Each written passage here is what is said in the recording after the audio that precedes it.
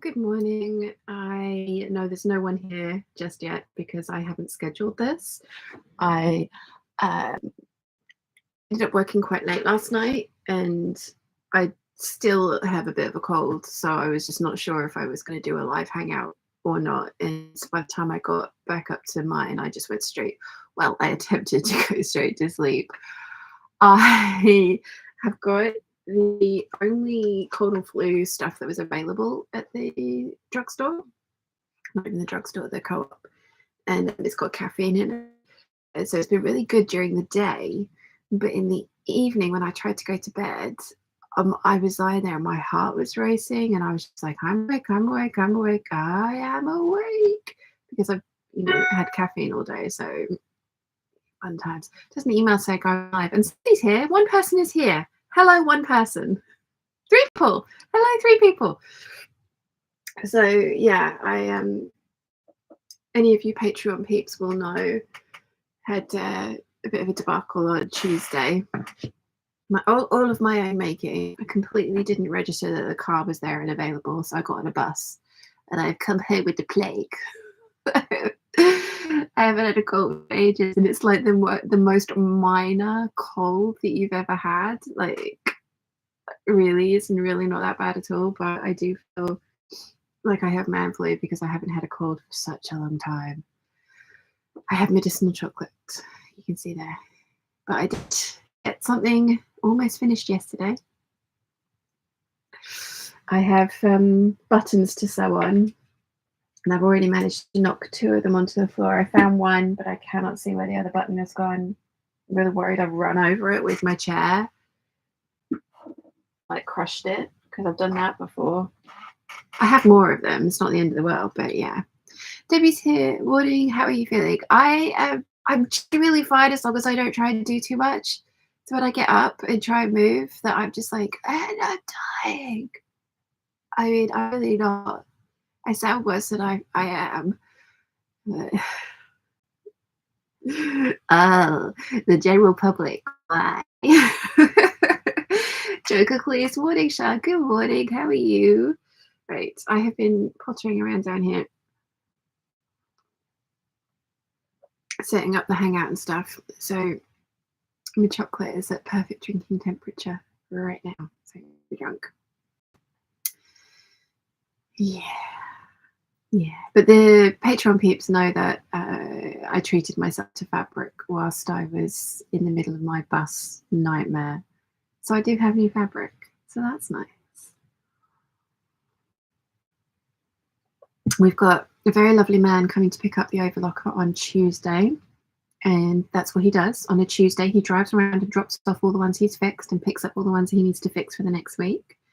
So he's going to take it away and clean it. And the lower looper is probably out of time rather than broken, because it doesn't look snapped or bent. It's just not sewing correctly. So he's going to, it has been serviced for a good 4 years, I think. So he's going to take it away and give it a good clean. And he's going to come, he's picking things up, so he's going to come and have a look and see if he will service Mum and I's machine as well. So that'll be nice. So yeah, because for like software updates and diagnostics and stuff like that, for the software, that would have, the news will still have to go to Epsom because he doesn't do that. But for like a regular clean and service and just make sure everything's running okay, he's like, yeah, I can do that. And he is a Bonina certified engineer. He's just not a Bonina dealer, and they tend to prefer to advertise dealers as engineers as well. Yeah.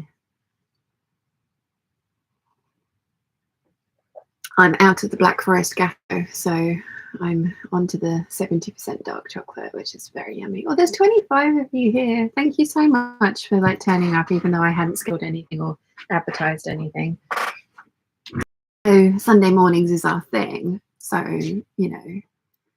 but it's very nice of you guys to turn up, even though I hadn't put anything out. Paula's here. Good morning. Good morning.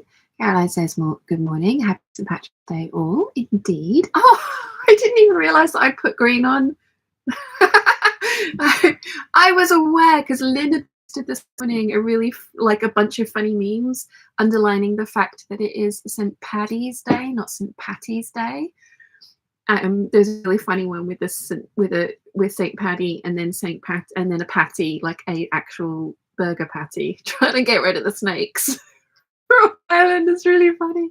So I knew it was St. Patrick's Day today, but I just subconsciously clearly decided green was the way to go. Honestly, that was not a conscious decision. It shows you how my brain it works. Yum. Jojo's here. Morning all. How are we doing? Very well, thank you. How are you? Gin and Pin says, morning peeps. I have bought a spinning wheel for $95 from a charity shop. A new one, the same wheel, is about 540 to 650 pounds. And of the guild members, and one of the guild members likes fixing wheels. Awesome. That's really cool.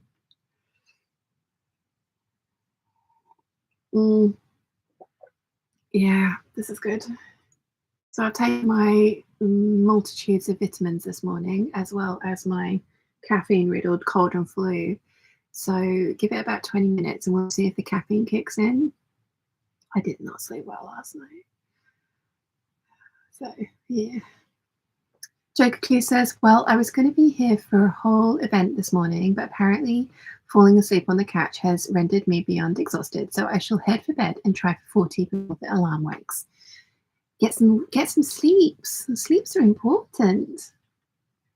Jojo says, I want a spinning wheel so bad. I can't remember what happened to it. There was one of Mum's friends from where we lived in Elmswell. She was the brownie leader or the girl guide leader as well. I think it was both. But they were friends. And she passed away very suddenly from a very kind of like aggressive cancer.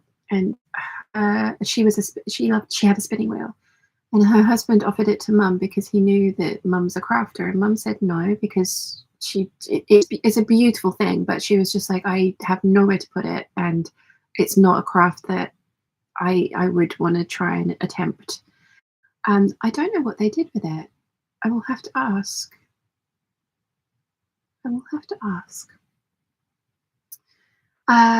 Joker Clear says, and don't worry, Mrs. J is coming down with some sort of stomach bug. Oh no. Mary Ellen says, to the morning here. Joker Clear says, I know, lol, carving season looms large on the horizon, so I figure I'd practice, lol. Throw Sian a bag of lemons and a couple of pineapples before leaving. Thank you very much. Yes, go dream about the baby goose. Caroline says, we didn't get in till silly o'clock this morning. I spent the day with James and Sylvia, and she made me a lovely cake. Oh, nice. Joker Clee says, and don't forget to mangle the like button too. Yes, please. There's 34 of you and 8 likes at the moment. It does help, I promise.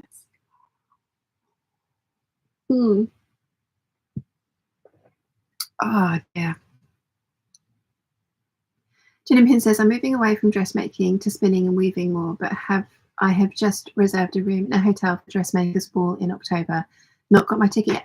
Have they announced it? I want to go this year.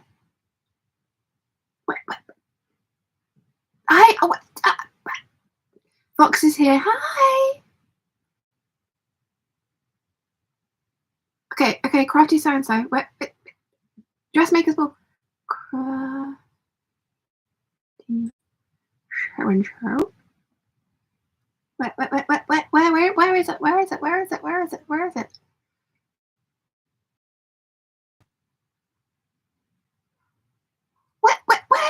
thing? How did I not know about this? Where do I find it? Dressmakers Ball.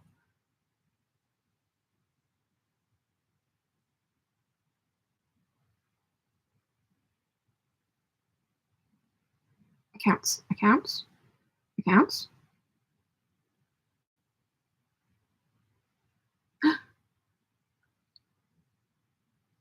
19th of October. Ooh, okay.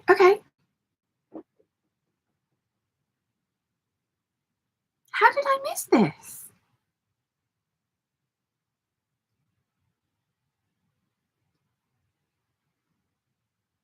Yes, I'm not following them on Instagram. I am now.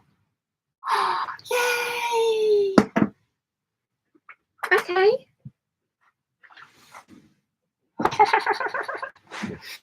Oh, yeah, awesome. Jojo says, yes, Dressmaker's ball tickets out and there's a new location. And Ari says, good morning, peeps. Happy St. Patrick's Day to all of the people who celebrate it. Jen Pin says, 19th of October, Grand Hotel in Leicester. Jojo says, the subscriber email hit yesterday for the Dressmaker's ball yet. I thought I subscribed.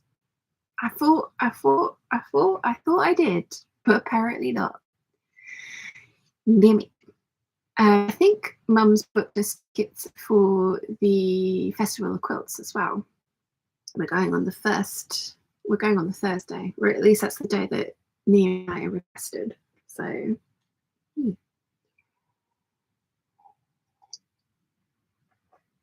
yeah, that's exciting. That's exciting. Oh.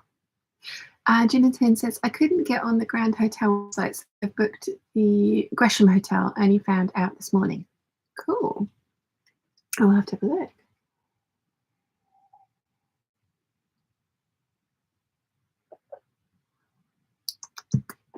Need to finish this chocolate before it gets any cooler, because any cooler it's just going to be like, needs some ice in it for a milkshake.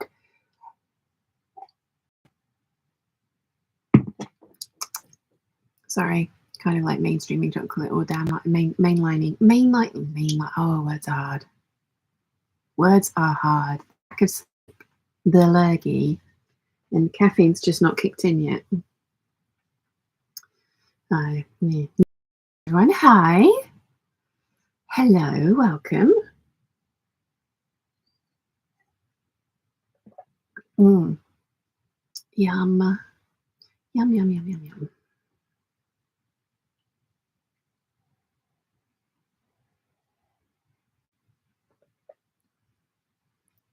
Sorry.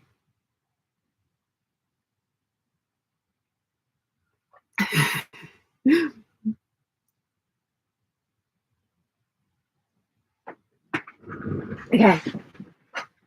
Done.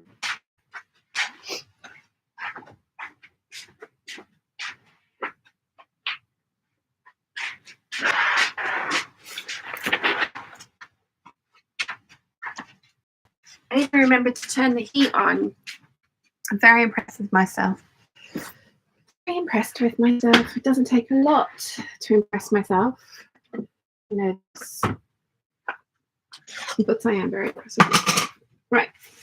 One thing I can do is put away the package because the dress is almost done. It needs hemming and it needs button sewing onto the cuffs, which we are going to do today. Because I don't think people need me to show them in a sew along how to sew on a button. Well, I mean, if they do, they probably shouldn't be making this dress. I love the fact that it says that this is an easy dress, and I mean, theoretically it is, but I would have, I mean, maybe it's easy for Vogue and like more advanced for McCall's, but there's some, there's some fairly interesting tips and tricks that, or like techniques that you need to know to do this one. So I'm surprised that it says it's easy, but apparently it is. So that's that. There's that. Okay. Now all I've got to do is edit all the footage for the sew along, because I haven't even started on that. I got far too excited by the capsule collection video.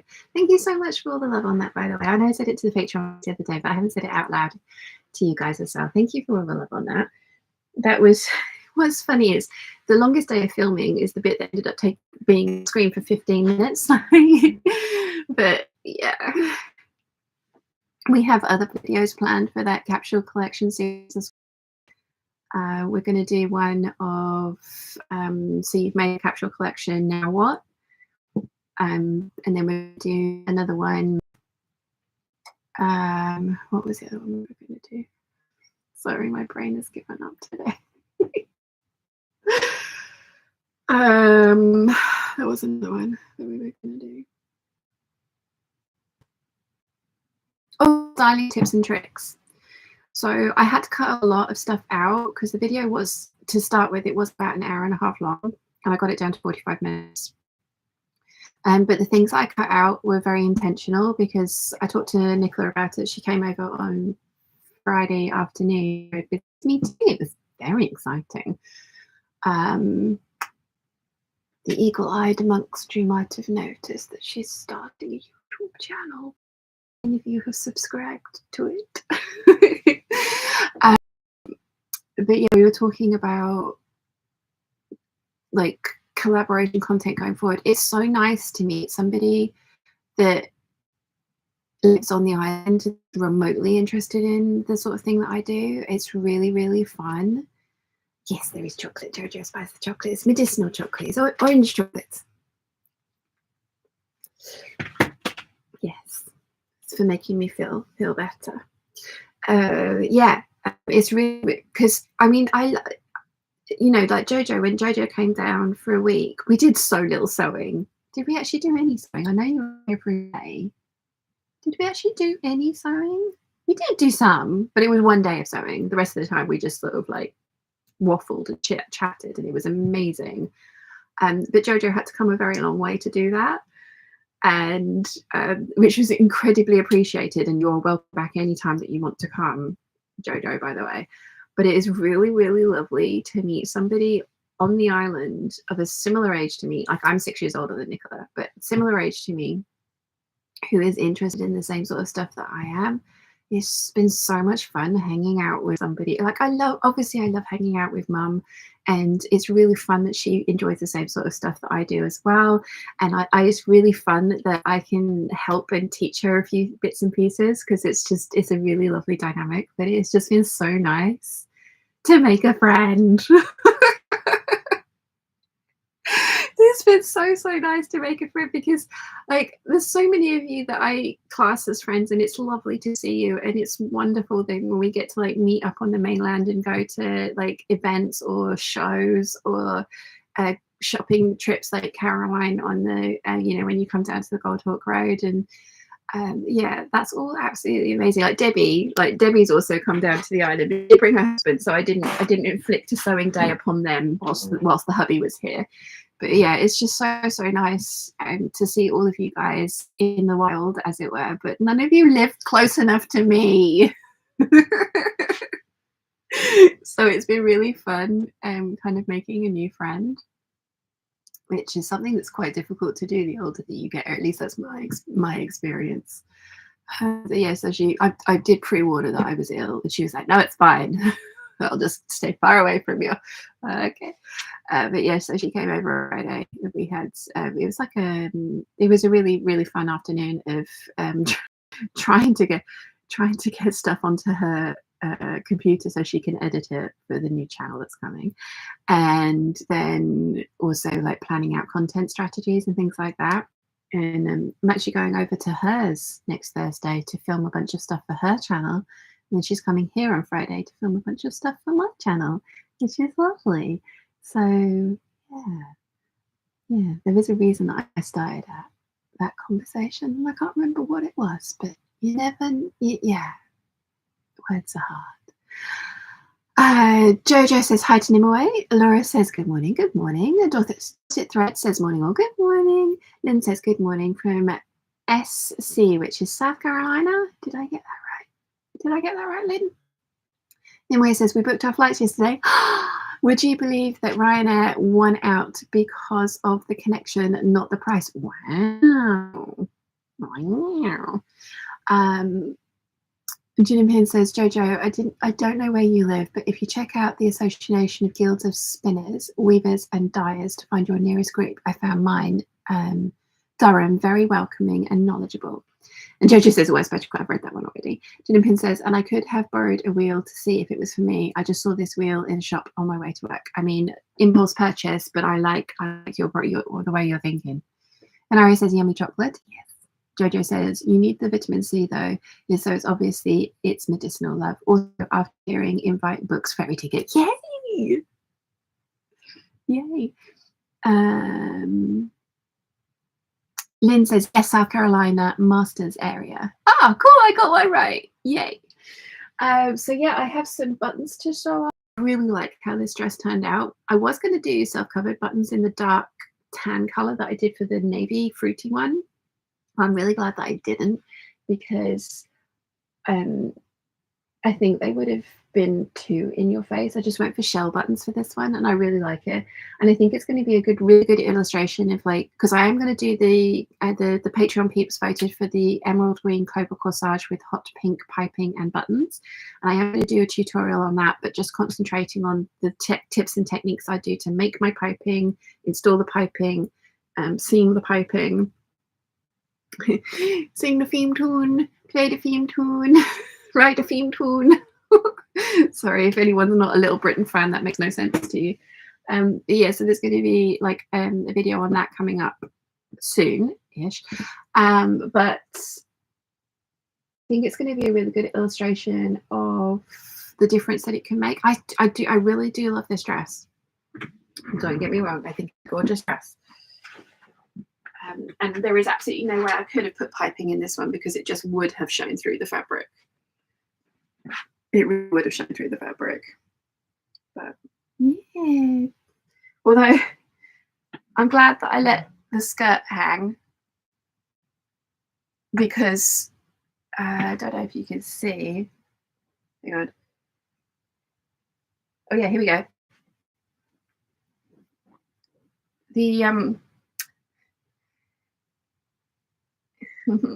why can't I do this? Because I'm trying to do it with one hand, that's why.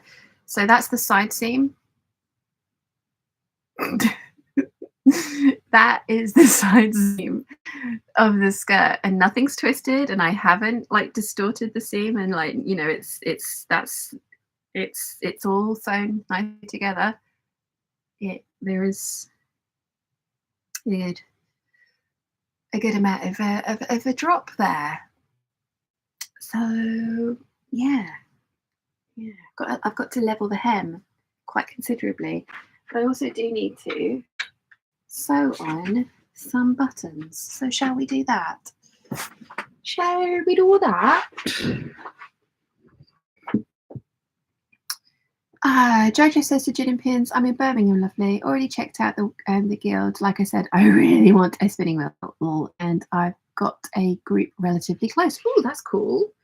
Very cool. Right. So now I know I took cuff in to fit my wrist better. So how much did I take it in? Oh, okay. Oh, I can still put buttons over a fairly decent amount. So I'm going to put the buttons about there.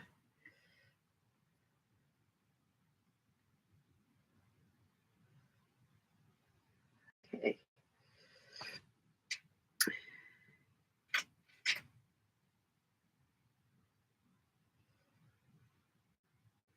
My really technical and scientific way of doing this.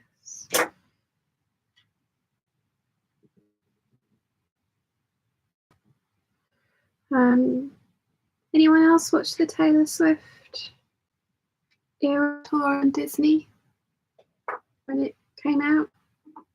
Anyone? Just me? I mean, I know it's not just me. I have become a proper Swiftie. I have bought 3 albums so far. I kind of want them all. The more I listen to it, the more I just think it's genius songwriting. Okay, so there it is.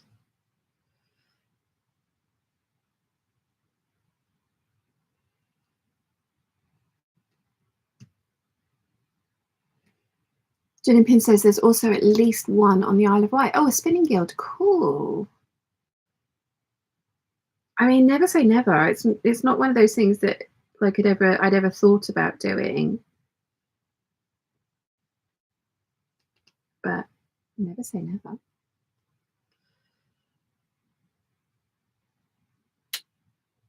Yeah, I am. Marcia says, good morning. Are we later today? I'm glad to see you. I didn't schedule anything, but I was live at about 20 past 11 my time.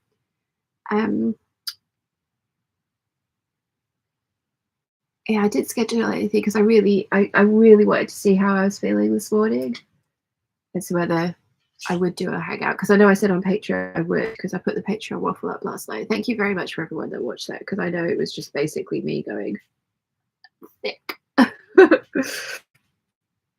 Oh, and then also on Wednesday going, yeah, I've got like an hour's worth of work to do on the video, and then I'm going to just finish off this dress, and it'll, that's going to be my day, and then spend like 6 hours trying to do the hour's worth of work on the video.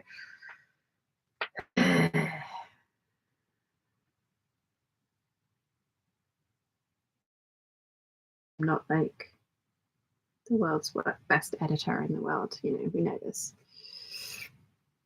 Jen and Pin says, my current TV obsession is Married at First Sight Australia, but I don't know anyone else who says they're watching it.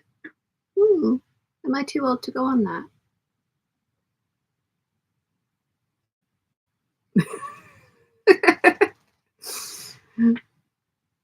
Nimoy says, are you in the States? Europe hasn't switched over to daylight savings yet. We do it over Easter this year. Yeah. And I know not everybody swaps at the same time, which blows my mind. Olivia says, good morning from Iowa. I hope all is well with you. Very good, thank you, Olivia. How are you? I just sound like a croaky frog, but I'm good. I am good.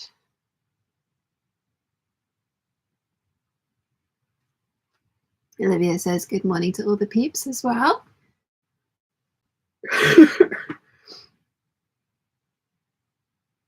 Caroline says that Gin and Pins, that's really popular with a group of my work colleagues.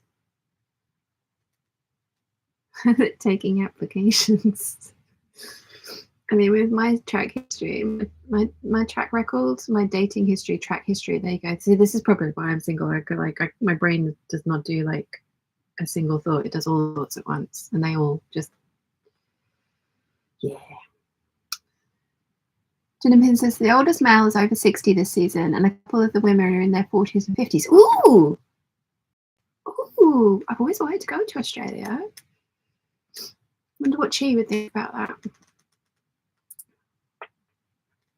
She would just probably be like, no, because she is not a little heat-seeking missile like most cats. She does not enjoy being sunbathing. She tends to try and stay out of the sun.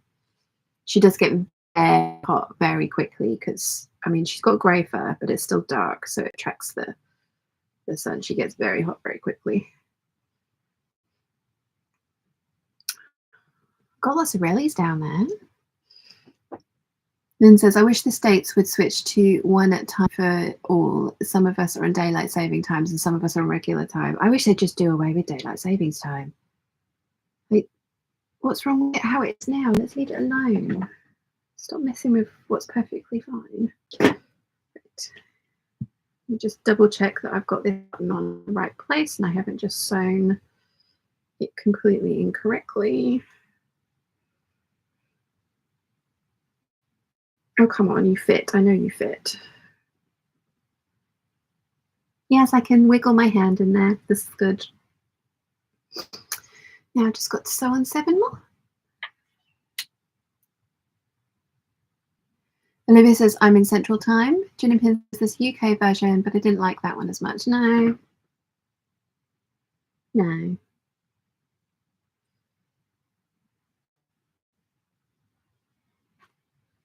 I mean, I have to be honest, I rarely watch TV. We all know I binge watch TV shows that have like had their last episode out, a decade or so ago. That's my comfort zone.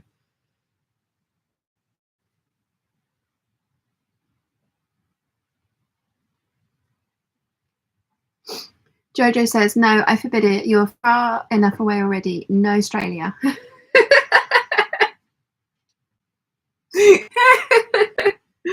I mean, you'd still have to cross water.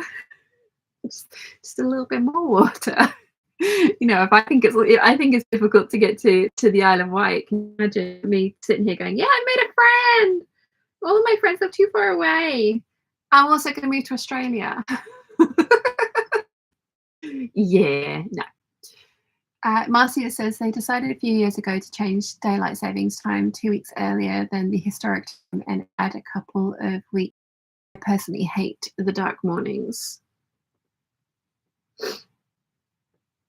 Oh, my button's twisted. No twisty.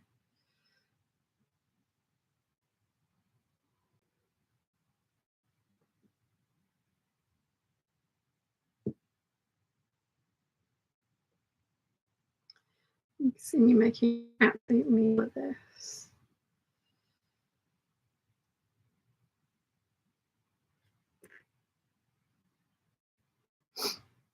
I mean, I guess, like, for me, it really doesn't actually make that much difference because I'm not an early person at all, so I don't see dark mornings.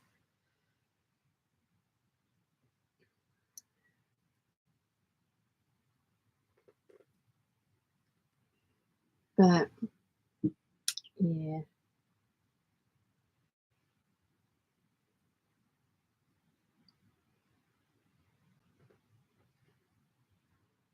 Anyone would think I've just put myself with the needle. Anyone would think that I've never done this before. Am I actually bleeding? No, that's good because the last time I did that was during one of the Zoom hangouts with the peeps when I was sewing a cream-coloured skirt. Thankfully, it was on the inside. I immediately put some saliva on it so that it didn't stain, but it was one of those things that was just like, honestly. Oh, now I've got a knot in my thread. Oh, come the fluff on, Bridget. Come the fluff on. There we go. Done. Another one. 6 more to go. I've just got to secure this one.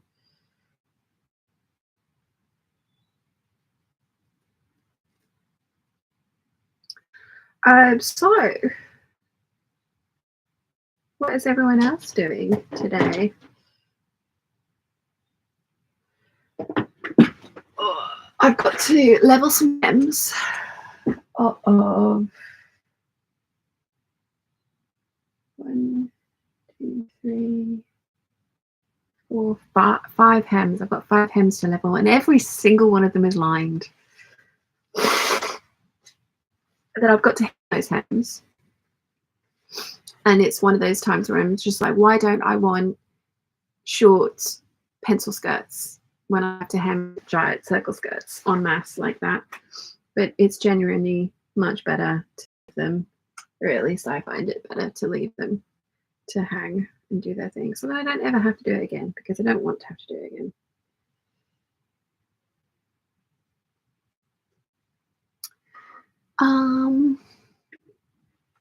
Nimue says, I think daylight saving time is a hassle. My mum really struggles to change every time, so being a good daughter, I cast my vote to stop doing it.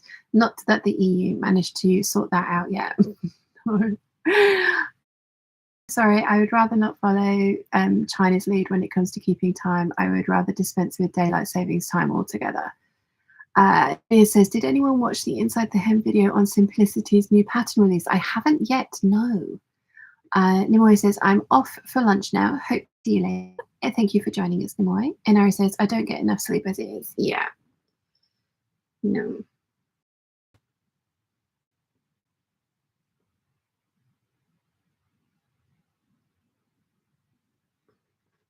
No, we need to just pick a time and stick with it.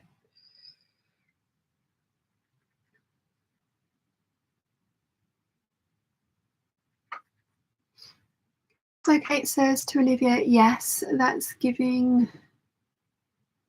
Yes, it's giving cult. Lol. I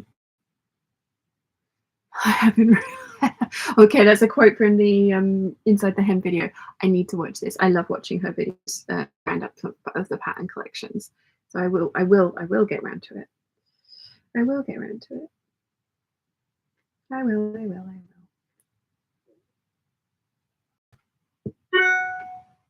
I did get a comment on, sorry, my brain is all over the place. The capsule collection video, I got the majority of you really enjoyed it and were like, oh yeah, like some great tips and tricks in there, which there were. Nicola came up with some great ideas that I'd never thought of. I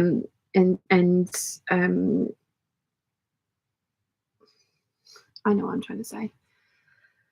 Yeah, the comment section on there is great and it's really lovely. But one person, and it's totally fine because this is the joys and the beauty of sewing and you know, like nothing being a set fashion anymore. But somebody really didn't like the first outfit with the top tucked in. They thought it cut me off. They said it looked way better with the top untucked but not pulled down. And it was just like, oh, okay, but how is the top going to stay in that position? Because gravity. And I just thought the difference between the two, I didn't put them side by side, but I did put them like, you know, pop from one to the other. And the difference between the two was quite striking. Like, I still think the untucked top looked okay because it's really shaped. It's like a size 14 at the bust and a 6 at the waist. I'm really surprised that that thing goes over my boobs, given that there's no bias in that. That's all cut on the straight of grain. But yeah, it was quite an interesting one that they said that that look cut me off. But I have quite a long torso, so I thought it actually gave me better proportions. Because when I watch myself standing next to Nicola, she's got a very short torso and very long legs. So whilst we have nearly the same measurements, I do have bigger boobs than her, but I pay for them, so that's not surprising. Yeah, our dimensions are different. Oh, that's one video that we're going to do. It's going to be on her channel. It's going to be really funny.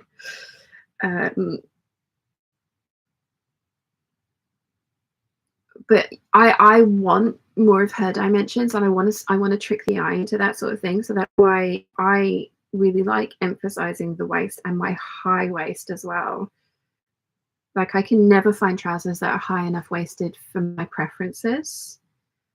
I really ought to just try making trousers. I have so many fabrics in my stash that look amazing as trousers.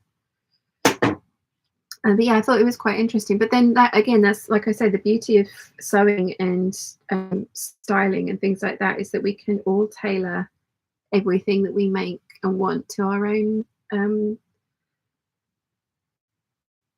preferences.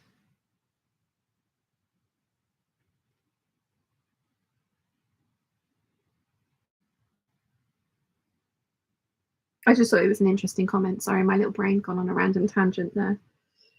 Random tangent. Jimin says, I've got a Sashiko scene kit for something to take to work. It's maple leaves floating on water, but that and my drop spindle for working on having a few hand projects on the go. Nice. Jojo says, I'm spending today working on a couple of themed centres for the wedding quilt, starting a new Tudor Roses project as well. Oh, which one are you doing? Because I saw that you bought another one, and I can't remember which one you're doing. Sorry. Yeah, that she's the same lady that does the feather scarves, and I've been talking to Mum about the feather scarves for a while, and yeah, I think once Mum's gotten over doing 2 of the Tudor projects, I might try and talk her into making me a feather scarf. Although the trouble is, it is proper wool. I'll have to because Mum got the Anne Boleyn kit, so I'll have to see what that feels like and whether I can actually tolerate it. Because there's no point in making that and I can't wear it because it is very close around the neck. So it might be that the neck piece needs to be made with something that I can have on my neck, and the feathers will get made with one of the kits.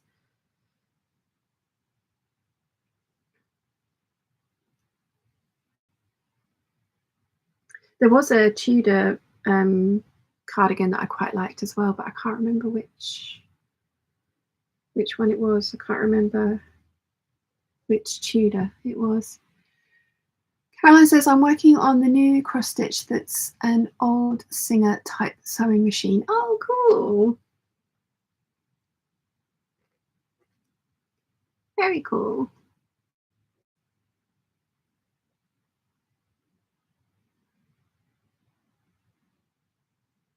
Very cool indeed.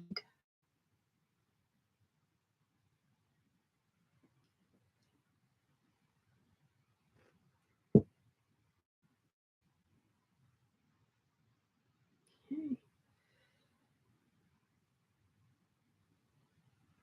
I do have a tech for buttons, but it's kind of going out the window because I'm chatting at the same time, and apparently my little brain can't do more than one thing at once.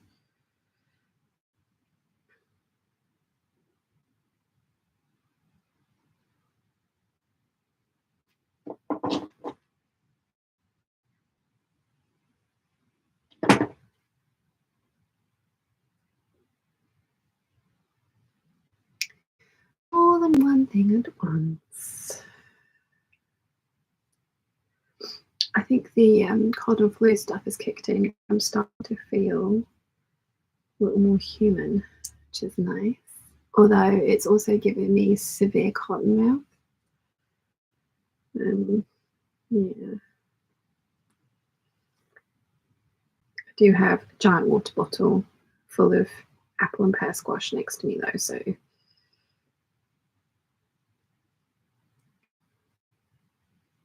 I need to measure how far in this goes.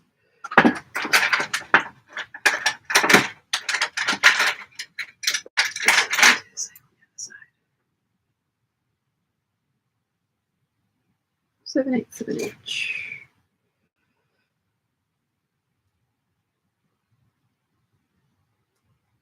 Okay. Yes, can still squeeze my hand in there. One done, one to go. This is such pretty fabric. It was from an Australian company called Sems Fabrics, and they have just started printing again. It's a print on demand. So I will try and remember to link to them in the description.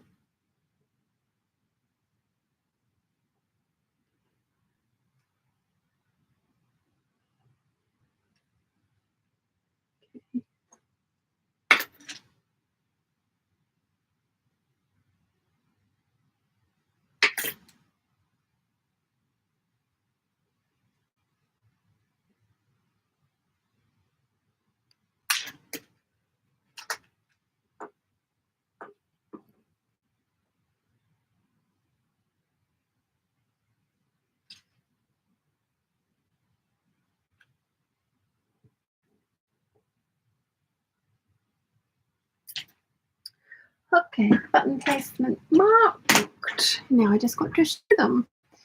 How did I get to with the chat? Oh, chat popped off while I was not concentrating, and now I've got to catch up. Where did I get to? Sarah says, what are you working on this morning? I am finishing off the cuffs for the 9076 sew along. I just need their buttons attaching, which I've already lost one, so I need to go and get another one out of the stash.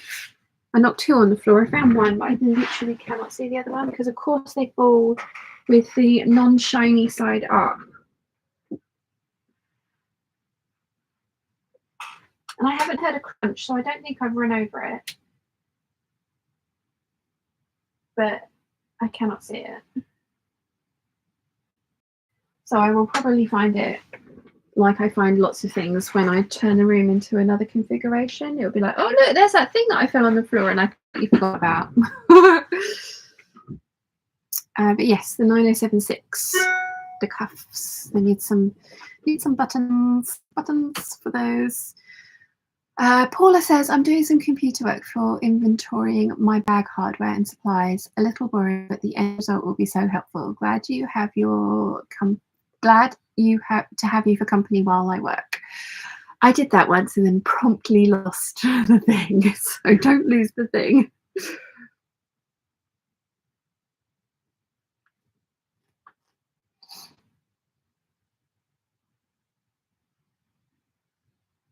Yeah, and then that's the next project I need to work on. It is the retreat bag. I need to do some tweaks to the pattern and make my second, because I've made one and it's lovely, but I haven't finished it because of poor interfacing choices on my behalf. In my defense, the description just says medium weight interfacing, and I kind of get it because there are so many different types of interfacing around. So, you know, like saying one particular one in a pattern, and then people are like constantly messaging you just saying, I don't get that in my country, what can I use instead? Is annoying, but it's a big bag pattern company. They have many bag pattern options. So it might be worth like doing, because there are other people that are doing like a interfacing comparison guide. So like, oh, if somebody recommends this, then this, and this is also comparable kind of thing. But yeah, it just says medium weight interfacing, but I kind of ignored that and went for slightly too heavier weight interfacing. So it's my own fault. That's why we make test bags, to kind of like iron out kinks so that hopefully I can provide the best method that I find for making the bag. So I need to do that next. I need to make at least 2 more because I want to try different. I want to try one with faux leather and one without. So yeah, that's the plan for the next project to work on. Let's see. Where did I get to with the chat? Right, Russ says, I'm hoping peeps are having a beautiful morning. Very good, thank you. How are you? Jojo says, oh, I want the Raven and Phoenix colourway of the feather scarves. You'll not be able to wear this wool close to you. It's not massively scratchy, but not Stylecraft soft. Doing the Liz the first now. Oh, nice. Yeah, I thought I would have to swap it out for something else. I have found somebody that has Debbie Bliss silk cotton yarn available in not all of the colorways, but in some of the colorways. So I'm probably going to get myself the buttermilk one for a Hortencia. I think maybe, I can't remember the name of it, but the one with the sage one with the really beautiful sleeves. I ended up giving that one to Big Bird because it's slightly too big for me, but it works really well for her. But I would really like another one of that, although the neckline wasn't, it kind of was a bit odd. So I'm seeing if I can persuade Mum to make me another one of the not Hortencia, the Heart and cardigan, or the Aya cardigan, but then put those sleeves on it because I just love those sleeves. And they would go over those pirate sleeves of my shirts and shirt dresses that have got the giant sleeves on it because it's a bell sleeve cardigan. So yeah. Yes. Gin Pin says, oh, don't want to bring the tone down, but my mini pineapple is turning yellow and the leaves are getting brown. I don't know how long it will last. I suppose I can take the top off and start again. Yeah, well, it's all right. Joker Cleese already threw a bag of lemons and pineapples into the room before he left, so you haven't lowered the tone. But yeah, I wouldn't have the first clue about pineapple maintenance and care. Anyone have any advice?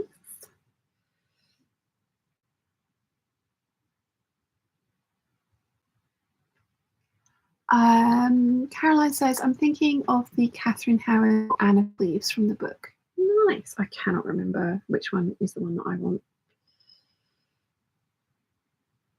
Marie is here. Afternoon, everyone. How's everyone? Just getting back from walking the dog, so I have a few moments to myself. Nice. I very much liked your shirt that you made this week. Darcy says, Gin and Pins, are you growing it or eating it? And Teresa says, good morning all. Anyone else have the internet reception issues on the live? I did do the refresh.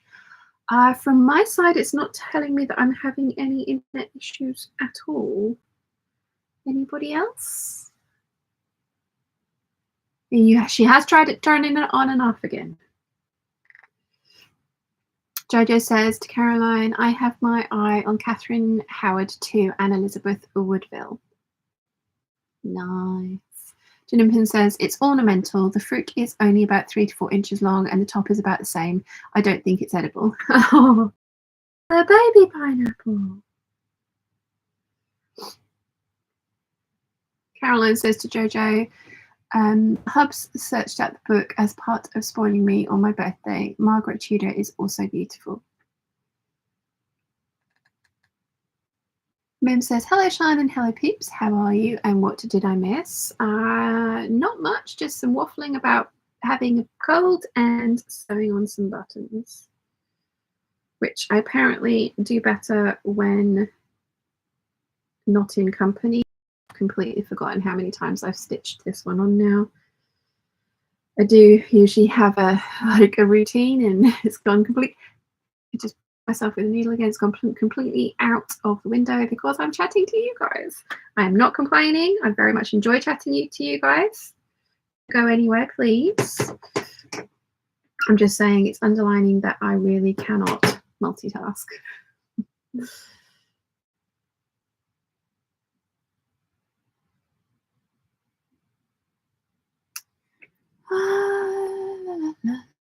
Let's see. Where did I get to the chat? Jojo says to Caroline, how lovely, gold star for hubby there. Yes. Paula says, I dislike generic interfacing descriptions. Tell me a brand. Don't make me guess what I need to get the results shown. As you say, there are enough equivalence guides and videos out there. Yeah, and if you have as big a pattern catalogue as this person does, then you really ought to just make a post yourself of the equivalencies. Paula says, looking forward to seeing the new retreat bag. Will you be doing a video for it later? Yes, there will be a video coming out on the channel in May. As usual, there will be a cutting guide for the retreat attendees ahead of time and full sew along.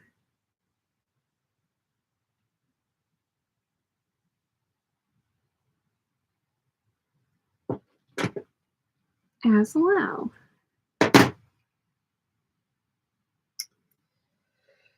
It's a really lovely bag. And I do really like this designer's patterns. I mean, no way saying that the design is, like lazy or not good or anything. And I don't think English is their first language. I don't think. But they are a very prolific designer. So yeah, it was interesting that, I mean, I'm saying this, like, I haven't, have I looked? I'll have to have another look this afternoon after we stop hanging and see if they have the thing that I think they should have.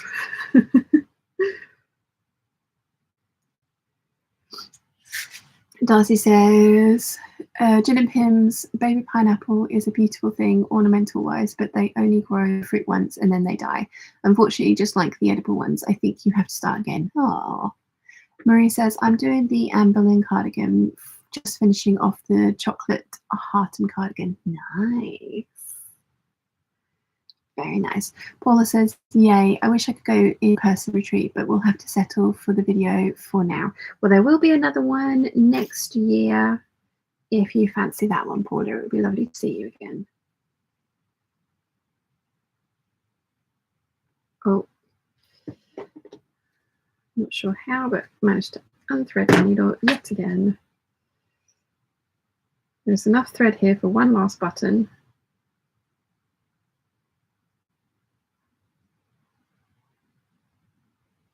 Oh, come on. Not if I keep fluffing up the thread, though.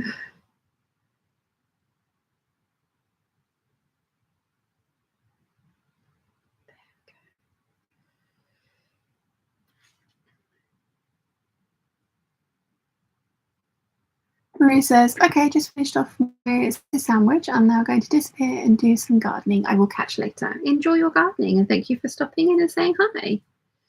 Very nice to see you.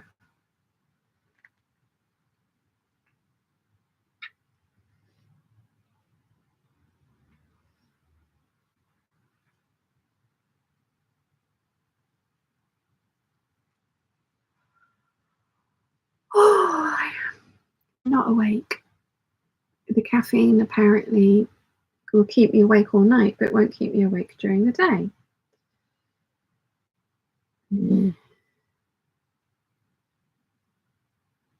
There was no cold and flu stuff at the shop. There was like this. That was the only option that wasn't like a brand name. And there was only one brand name one, which was double the price. So caffeine it was, but I think it was a mistake. Never mind. Never mind.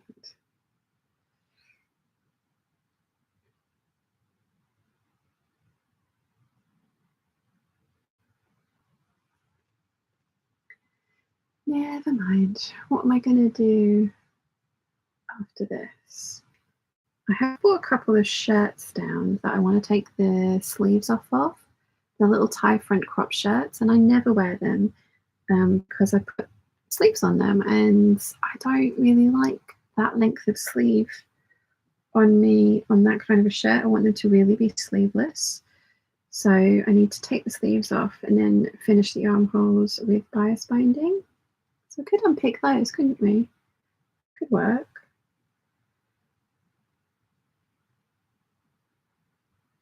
Although, given the state of my brain at the moment, unpicking might not be the best option because I might end up accidentally stabbing myself, which would not be the best. Right, I need one more button because the one that I have dropped on the floor is hiding. I cannot see it anywhere.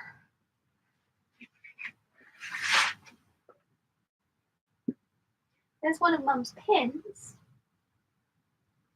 It's too far under the table for me to pick up currently, but I will try and remember it's there for the next time. Mum's pins end up everywhere. It's really funny.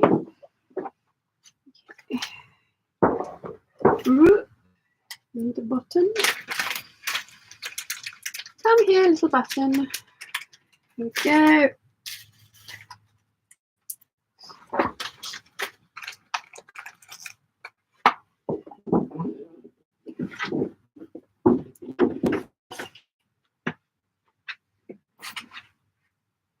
Now I need.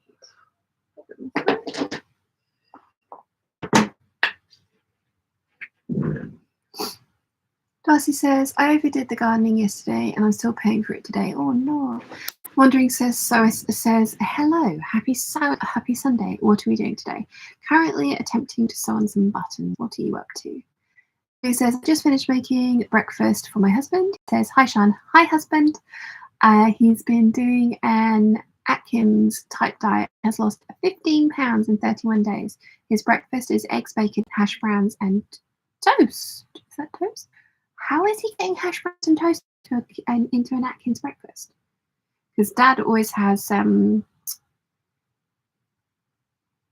bacon, eggs, mushrooms, and tomatoes for breakfast. But congratulations on the weight loss. I need to lose all the weight that I put back on. I put this on today and it's snug. And I put snug. Oh, because Atkins allows carbs. Interesting. Interesting. Mim says your leather jacket is so cool, by the way. I know. I'm going to finish sewing this button on and then I'm going to show everybody that is not part of the Patreon Peeps the new fabric I bought this week. And also the yellow leather jacket that I found on Vinted. Vinted is lethal. Lynn, I mentioned it in the Patreon Waffle yesterday, and Lynn was just like, oh yeah, I got my DMs on there. And I was just like, I completely forgotten that I've been lusting after my sister-in-law's DMs for ages.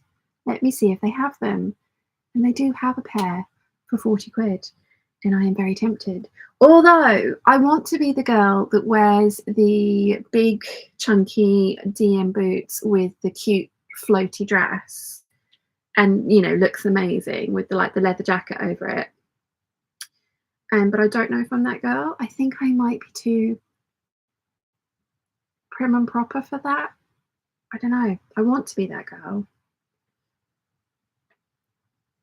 Do I want to be that girl enough that I'm going to do a £40 kind of test the waters on a pair of DMs? I've tried my sister-in-law's on and I love them, but hers are, she's got bigger feet than me, so I couldn't steal hers. I mean, not that I would steal from my sister-in-law, but you know, a couple of points it was just like, ooh, but no, she's got much bigger feet than me, so they didn't fit.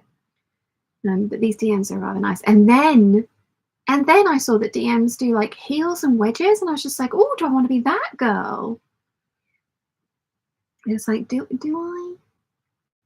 They're probably more suitable for the place that I live than all the high heels that I have and very rarely wear because of all the giant hills and cobblestones and potholes that are basically the island. But yeah, I'm quite tempted. There's a pair of absolutely gorgeous wedge-heeled DMs in a beautiful tan colour, but they're twice the price of the other ones because they've never been worn, which is, you know, reasonable. So I'm just like, oh, what do I want? Do I want these things? Because I bought like a pair of hotter white trainers because I wanted to be that girl who wore like the flowy feminine floral dresses with the cool white trainers. And I did it once, and actually the trainers ended up eating my feet and cried. It was not good.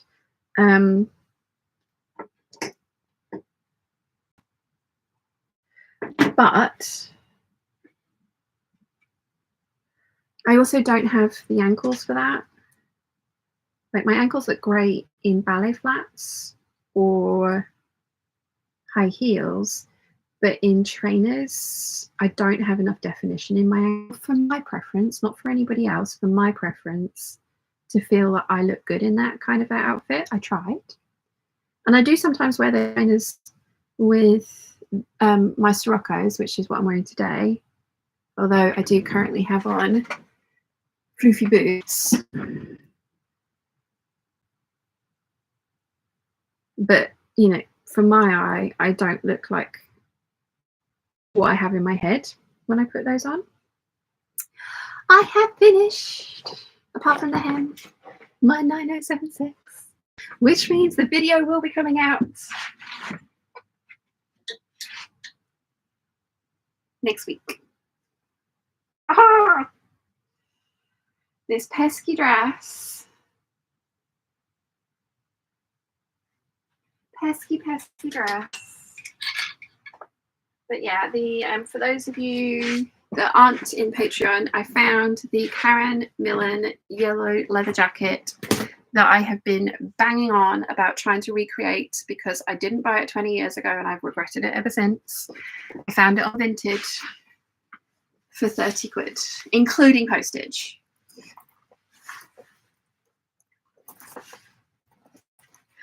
And I love it.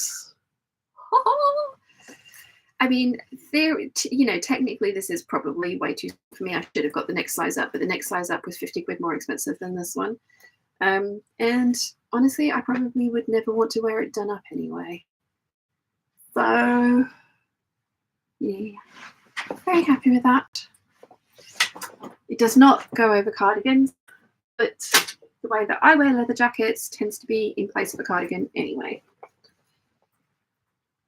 So, yay. And then the fabric I bought, because yes, I did buy fabric, because I ended up in town for a couple of hours longer than intended, so I had to fill my time. So I went to the bookstore, and I went to the fabric shop, and I went to the makeup place. That's fabric. This is a viscose. I have 6.5 meters of it, which was the last on the bolt frame, and I love it.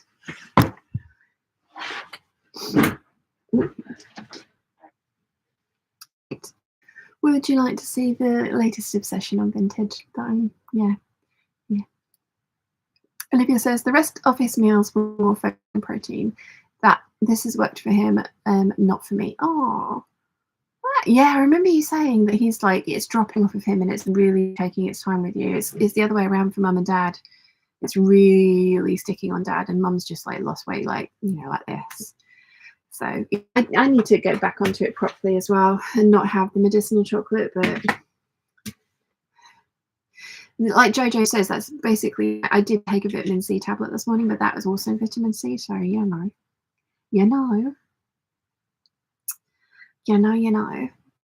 Right. Let's have a look. And, oh, why do people keep discounting things that I'm following? So, these are the DMs that my sister-in-law has and that I absolutely love. And theoretically, you can turn them down and wear them with the top up or down. And I love the fact that these ones are like slightly battered at the toes. I really like that. And then these are the other ones, which I really like. I thought those were really nice. And I think those actually might be a little bit more me than the chunky ones. But I really like the chunky ones. And they'll have the price of the other ones. I don't need either of these things. I have enough shoes. We know this. The other thing I'm thinking about is getting myself some All Saints boots that I have had previously, but I only was able to buy them in a size 40, which is a size slightly too big for me. And I ended up giving them to my niece because they fit her. These ones. These are ankle boots as well. I've had these before and I really liked them. But like I said, the ones that I had were a size too big. And I have the knee-high version of these in the grey.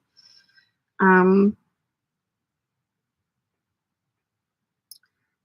I did used to wear them. Let's see if I can find a photo of me in them, because I know I have got a photo of me in them.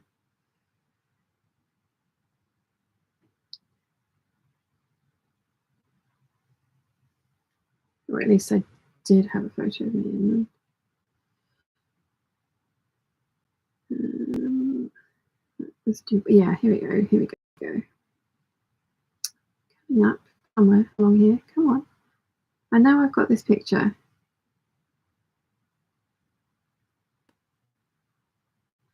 But where's this picture? That's Singapore, which was amazing. Here we go.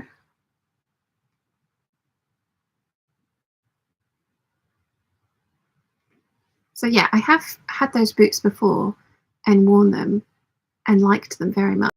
Me as in a mini skirt. It's definitely trying to do my trendy kind of like, but I don't know if they look great on my legs. Maybe if I hadn't got the dark brown tights on, they might look better. And that was me at my skinniest. So I'm trying to debate that I actually get a pair of those in the right size for me this time. I brought down my hot chocolate and this at the same time, so I put this in this because I can't spill this.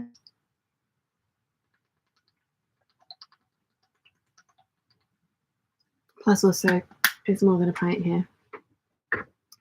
So yeah. Let's see, where did I get to leave the chat? I am behind.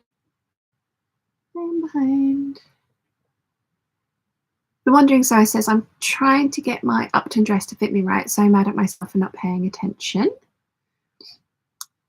Darcy says, I have the big stomping boots and they're amazing with the big floaty dresses. I really like that look on everybody else. I'm just not sure about it on me.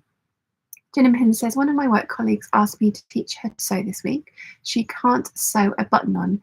I just said I was self-taught though, through YouTube. She hasn't mentioned it again. Nice. Great response. Jojo says, do eat. I wore my Rose DMs with the Eve I bought from you and Kamatia Patterns crop jumper over the top, and they looked epic together. I can imagine that would look amazing. I need to not look and see if they've got any of those rose boots. I need to not look. Wandering Sower says, posted a pic on the Peeps group. We'll have a look in a second. Darcy says, DM is Doc Martin correct? And Lynn says, it is correct, yes. And Lynn says, the leather jacket looks great. Jim says, does that mean no more attempts at the Ziggy? No, I wouldn't have attempted the Ziggy again anyway. I was going to do the Vogue one next, and I still do that because I still would like to have a go at making my own biker jacket, but I don't think I am going to go down making one out of leather route now that I have that one, because I have now 3 leather jackets, 2 black and 1 yellow, so I don't really think I need another leather jacket, but I do want to make a biker jacket. But I think what I would do is take the style lines from the Ziggy and try and draft my own from my block if I was going to go down the Ziggy route, or I'm going to try that Vogue one, although I'm a bit worried about the peplum on the Vogue one because I don't know if that's going to actually look good on me or not, having done 2 peplum length coats and not liking either of them. So I am going to try a biker jacket myself again at some point, but it's never going to be the Ziggy again because that one just failed so utterly. I haven't tried any other arc patterns, but I don't think their block is for me. But I do have a couple of other style arc patterns that I love, and I will get to eventually to a couple of dresses, and maybe they will come out better. But yeah, the Ziggy was a bit of a fail, which I'm sad about. And I thought to do my diligence and try a mock-up, but apparently I needed to go in with another fabric. So yeah. Darcy says, I have a vintage cropped leather motorcycle jacket from Contempo Casuals. It's amazing how it's amazing now. And Jojo says to Darcy, yes, sorry, DMs are Doc Martens, yes. And Darcy says, thanks to Jojo. Erin says, good morning from Nebraska. Hope everyone is doing well. Good morning. Then says, love the second pair. Wedges would look great on you too. Yeah, they are very much more, not feminine, streamlined. Me. I really love the fluffy ones. And I love the fluffy ones when I tried on my sister-in-law's. Another thing, I had a pair of black, they were not Doc Martens, they were zip up, but I had a pair of black kind of calf length boots that I wore with everything when I was wearing shorter dresses. So this is going back a while now. And I actually caught myself in a mirror once out and about, and I was just like, oh, I don't like that look. But I was wearing a short dress with a menorah over the top of it. So the menorah was quite hips, and then the short dress was like, it just, I caught sight of myself. It was actually in the Crafty So-and-so shop in Leicester in their mirror. And I was just like, oof, don't like that look. I did wear those boots to the alpaca farm in the February of 2020. It might have been the beginning of March 2020, just before the lockdowns happened. For my first Patreon, first and last Patreon exclusive day out. And they are still covered in mud 4 years later. So yeah, don't wear those very often, except when I've not got anything on and mum needs me down here. I tend to slip those on because they're in the utility room. Yeah. Olivia says, my husband eats a piece of chocolate with almonds. I bought it at TJ Maxx and it's made in Spain. He limits himself to 3 of the squares. Yeah, see, I limit myself, but when they taste as good as they do, I can eat that entire bar in a day very easily. So yeah. Lisa says, hi Sean, sorry I'm late. Been busy making beaded bag charms to sell using old broken watches and old beads. Very cool. Darcy says, my stomping boots are knee-high new rocks. Nice. Lynn says, off to church, have a great day. You too. Darcy says, I realised I cut myself off earlier. It's amazing how you feel when you are wearing the same coat you used to wear in school. Yes. Gin and Pin says, I still haven't made either of my style art patterns yet, but I have got an old duvet cover lined up for a toile, which I don't usually do. Yeah, I would 100% recommend a toile. And then I would recommend making a proper wearable muslin, like fully making the thing, because there were some tweaks that I would have ironed out done that. I should have been, yeah, I got cocky. I was cocky. It was my own fault. Lisa says, I put pics up of the finished hand-embroidered festival bag on the group. Oh, nice. We'll have a look. Olivia says, Stephanie, along with a friend of hers, also has a YouTube channel to sewing convention in Washington State. They took a fitting class and the instructor was body shaming and physical. Oh, no. I saw Stephanie had put up a video about a convention that she'd gone to, but I haven't watched that one yet either. Oh, no. In this day and age, like, I just don't get it. I just no. So one of the things I really liked about Nicola, she really doesn't enjoy classifying people as fruit. But she uses the term to start with because it's so recognizable worldwide. But she always, once she's like established something, she'll like carry your curve in this area or this area, and it's a really nice way of doing it. But yeah, no, that's just bad. Darcy says that the pants class borders on assault and battery, boarded because no one called the police. Oh wow! I haven't watched her video yet, but I will. It is on my list of my giant list of videos to watch. And Olivia says to Darcy, I agree. There's a couple of you that you've posted stuff in the Peeps group. Let's have a look at the Peeps group. Oh, cotton mouth.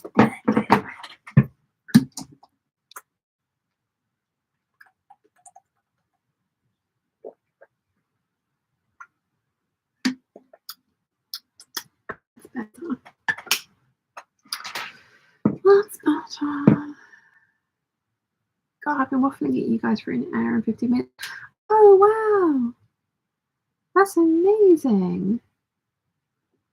That's so cool.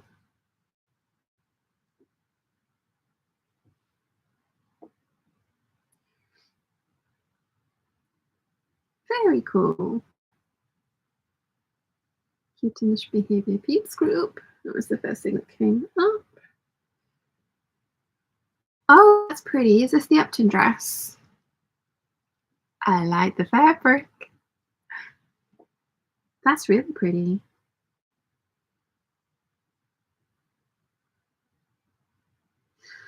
Someone's put something in a regular choice.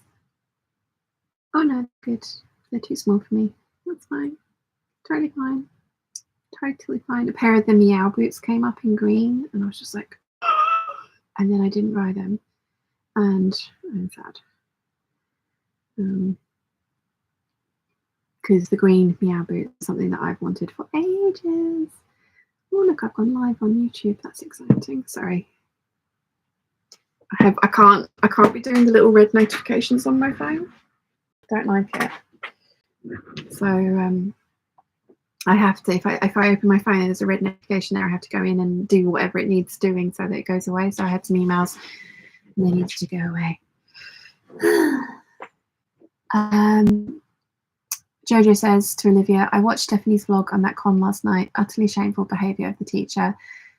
Slap my ass and I'll do it right back. I'll do it right back, but somewhere else, anatomically. And Jojo's agreeing with Darcy. And Olivia says, Sian, what is it that you're drinking? I know you've mentioned it before, but I can't seem to remember. I want to see if Oldie carries it. Apple and pear squash. This one is a Robinson's one, but pretty much everybody does their own version now. The Morrison's one's really good. The Morrison High Juice, there's a white grape and peach. Amazing. I had them at the retreat and we all went nuts for the squash. Because she did really big jugs of squash and she put like Joanne put sliced fruit and really yummy bits and pieces in it as well. But the squash itself was just like we were going nuts for it, and she was just like, "It's just Morrison's High Juice," and it's like, "It's so good." And now I'm addicted. But yeah, apple and pear tastes like pear drops. So good. Rachel Lynn says, "Good morning," or "Good morning." Hello, how are you? What should we do now? I did say I was going to unpick some things. Maybe I should do that. Would that be a good idea? Would that be a good idea? I don't have the white bias binding. I do have cream.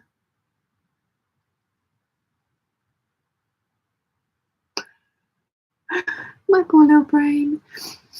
Caroline says, I adore the white grape and peach, but not the... Is that meant to be Tesco one? Not quite as nice. Ah, interesting.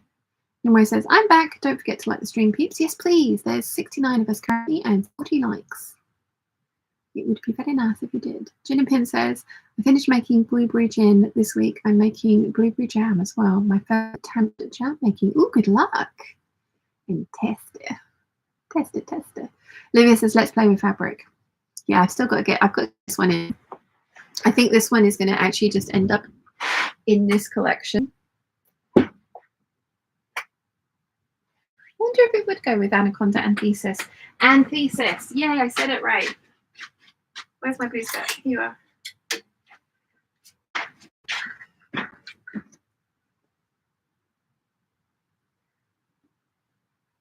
Little crop chop. I think I think that could work.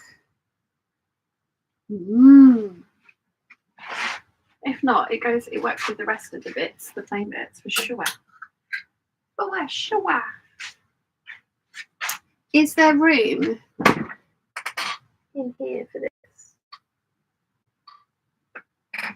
I've also decided that I am remaking my Gertie Princess coat, green, because Mum's basically stolen it. She did ask first, but she now just wears it whenever she wants, which is fine. I don't mind at all. I am teasing when I say she stole it.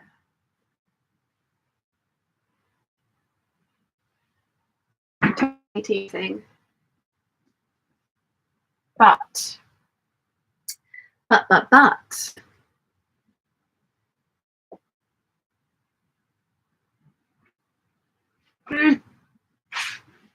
We can do this. It will fit back in here.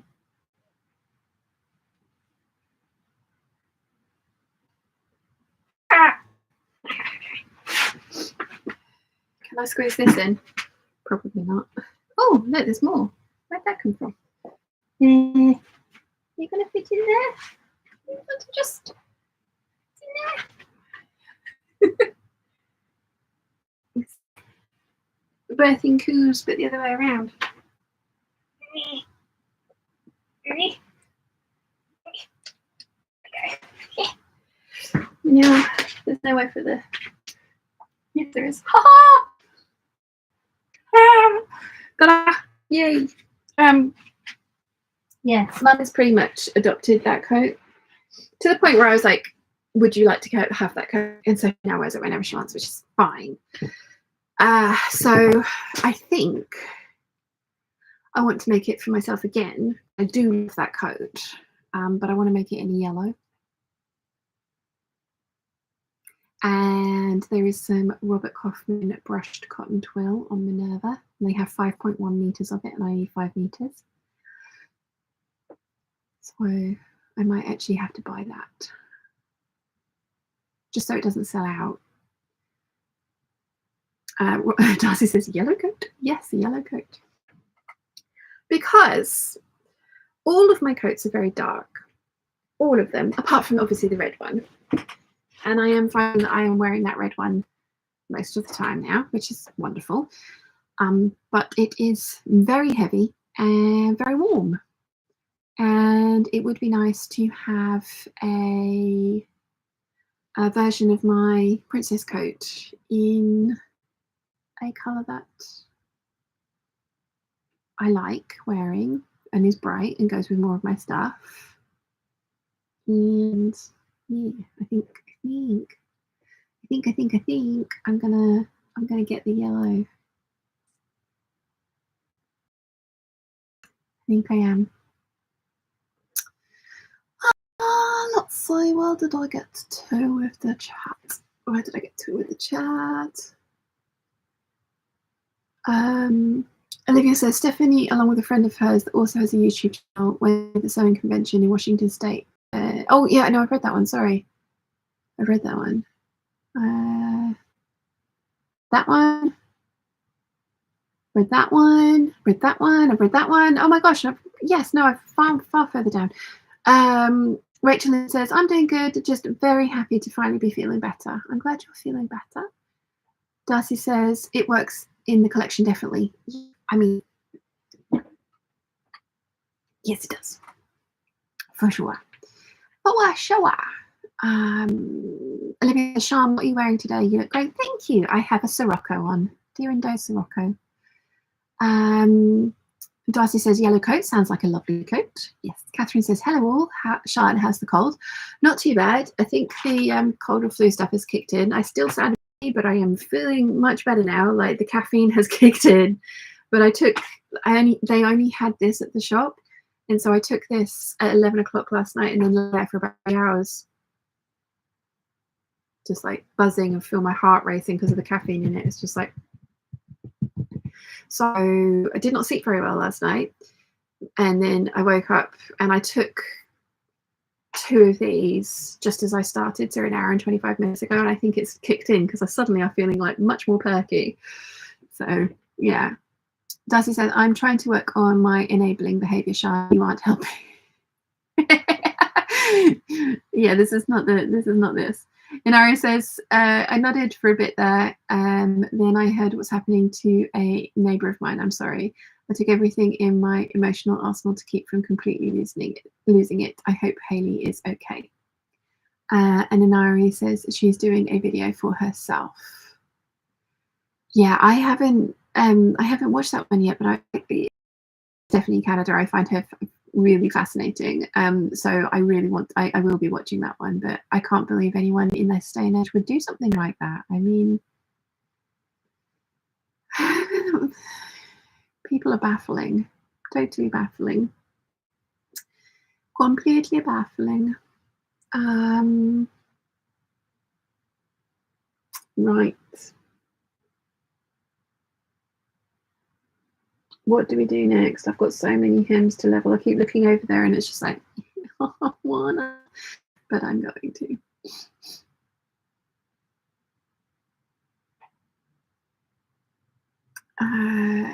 Olivia says, Nari, me too. Stephanie was definitely having some PTSD going into the class with Veronica.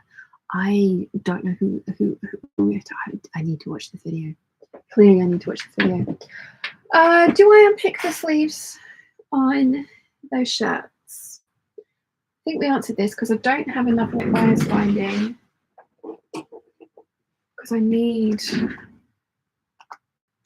know if I've got enough white bias binding there to actually hem.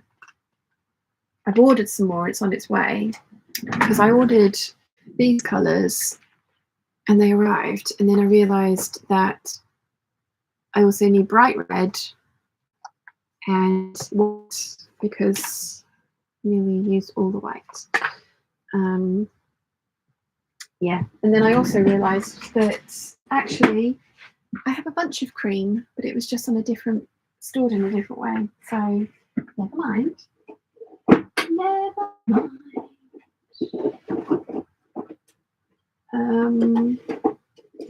Actually don't know where these ones are going to live.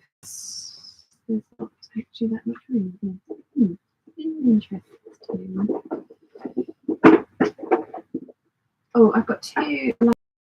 Those can go in the cottage.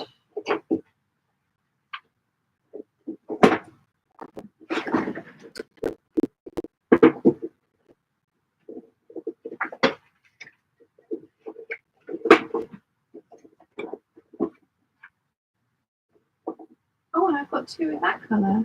So you can go in this cupboard as well.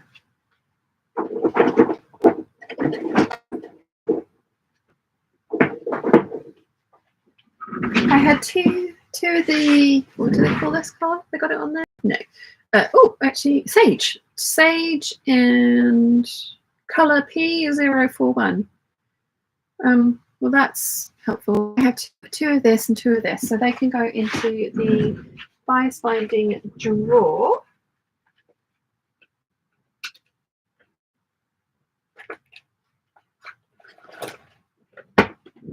And then those other ones can get stored away. So that's good. But no, I don't have enough white bias binding. I really have got to hem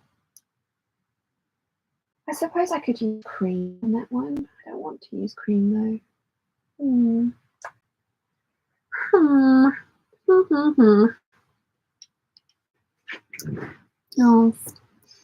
Oh, let's see. Where did I get to?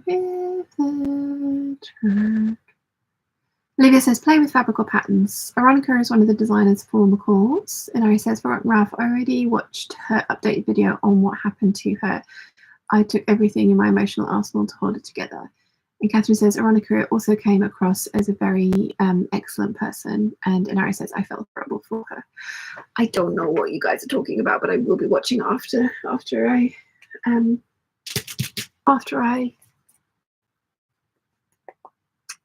hard. After I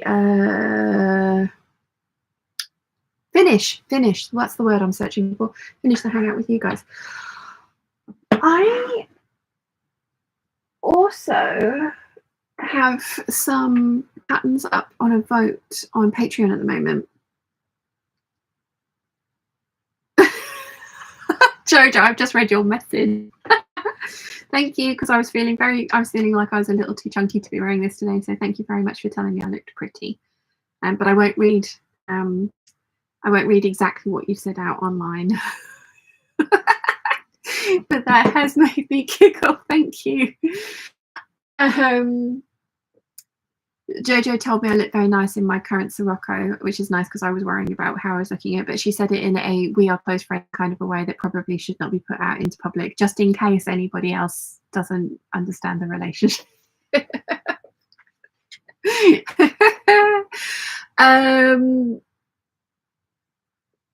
Oh, yes. So I have a pattern up on the Vogue, which I think is winning. It's a Vogue pattern, which realistically needs to be done with an overlayer of like a lacy fabric. I think I've shown you guys this fabric before as well. So like it would be it's kind of a princess seamed, fairly low cut, big balloon sleeves and a big full skirt, so very me dress. And I think it's winning in the poll at the moment, and I'm kind of really okay with that. But I'm also, I've shown you guys this one before, also now thinking that actually this is the fabric I need to make it from, and it is on sale at the moment.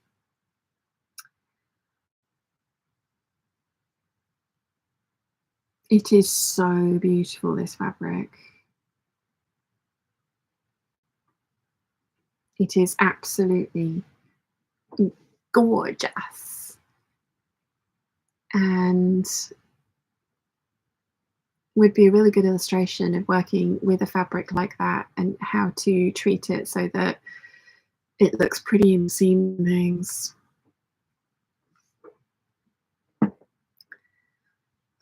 Yeah, it's 40% off at the moment. The sale ends on the 20th of March.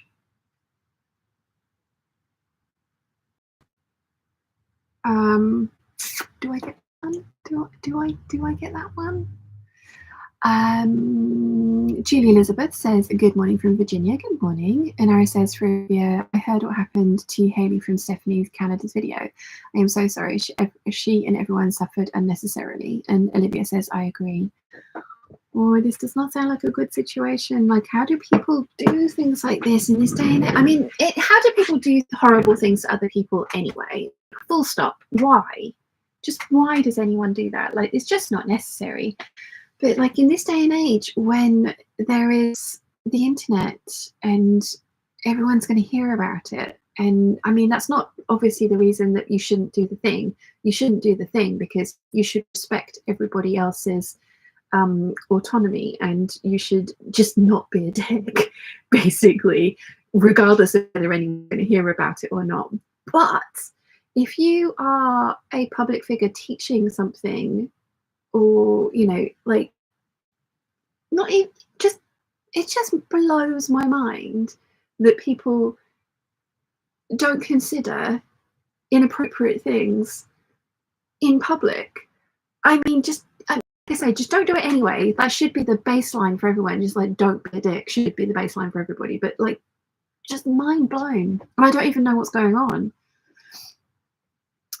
Gillian Pin says thumbs up. Olivia says, Sean, what is your next big project? How are you coming along with your Make 9?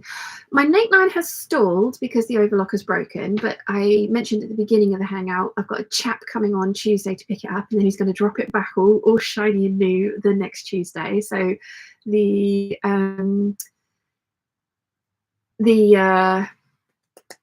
Make 9 is going to go back into full production because I wanted to be working on all of my knit projects this month because they're nice and quick and easy. It would be ticking loads of stuff off of my Make 9 and also getting a bunch of stuff from the Anaconda and Thesis collection. So we've got that one, 2 projects there, that one, then a bunch of the t-shirts and things. So that was the plan for this month, but yeah, the overlocker is out of commission at the moment, so I've had to kind of pivot, and I've also just been spending a lot of time editing really long videos, and this one's not going to be any exception. That's going to be another really long edit that I'm not looking forward to, and then I need to work on the retreat bag next.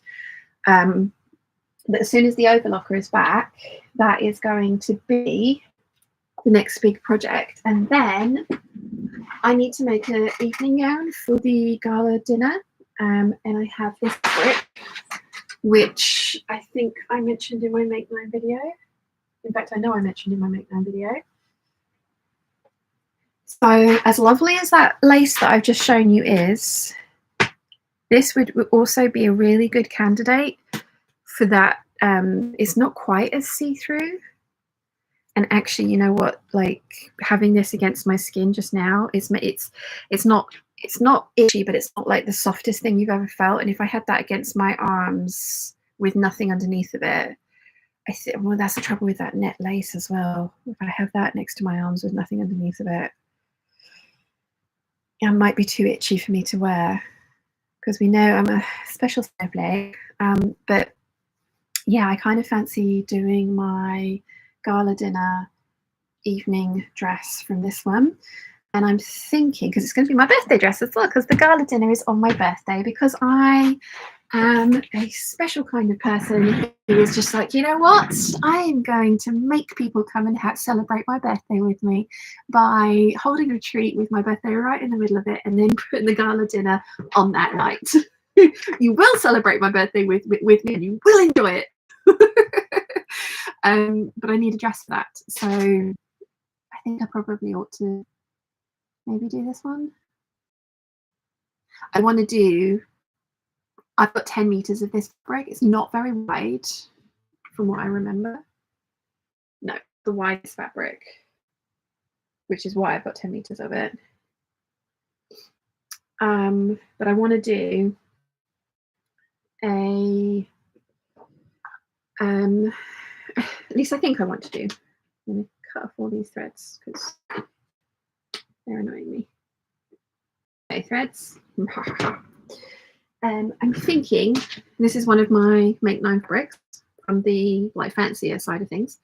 So I'm thinking with this one, I want to do a super floofy giant tiered and gathered skirt. And I want to make it slightly longer than my other ones, because my other ones come to about sort of like there, and I want to make this one come to about here. So whether that means that it's 4 tiers, or if it's just 3 tiers that are slightly longer than each other. I think the 3 tiers is better proportion wise for me than 4 would be.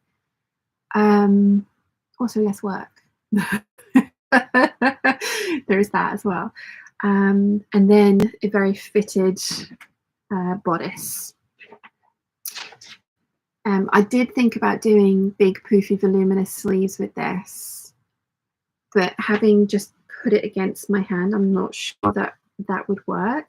So the other thing I was thinking of doing with this, if I had enough left, was then making like a wrap shirt tied over it with big floofy sleeves, so that it would be 2 looks from one fabric. So the kind of strappy, floofy evening dress.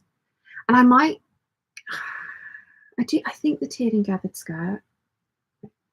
I think the tiered and gathered skirt.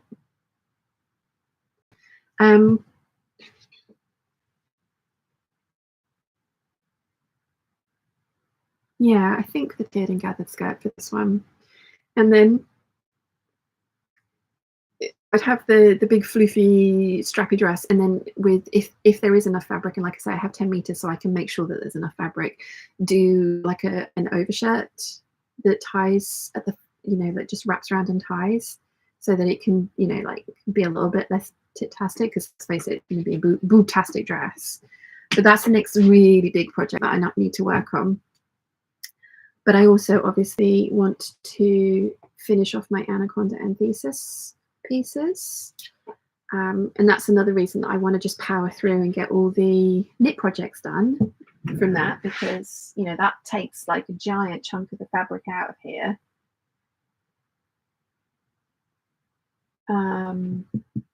Yeah.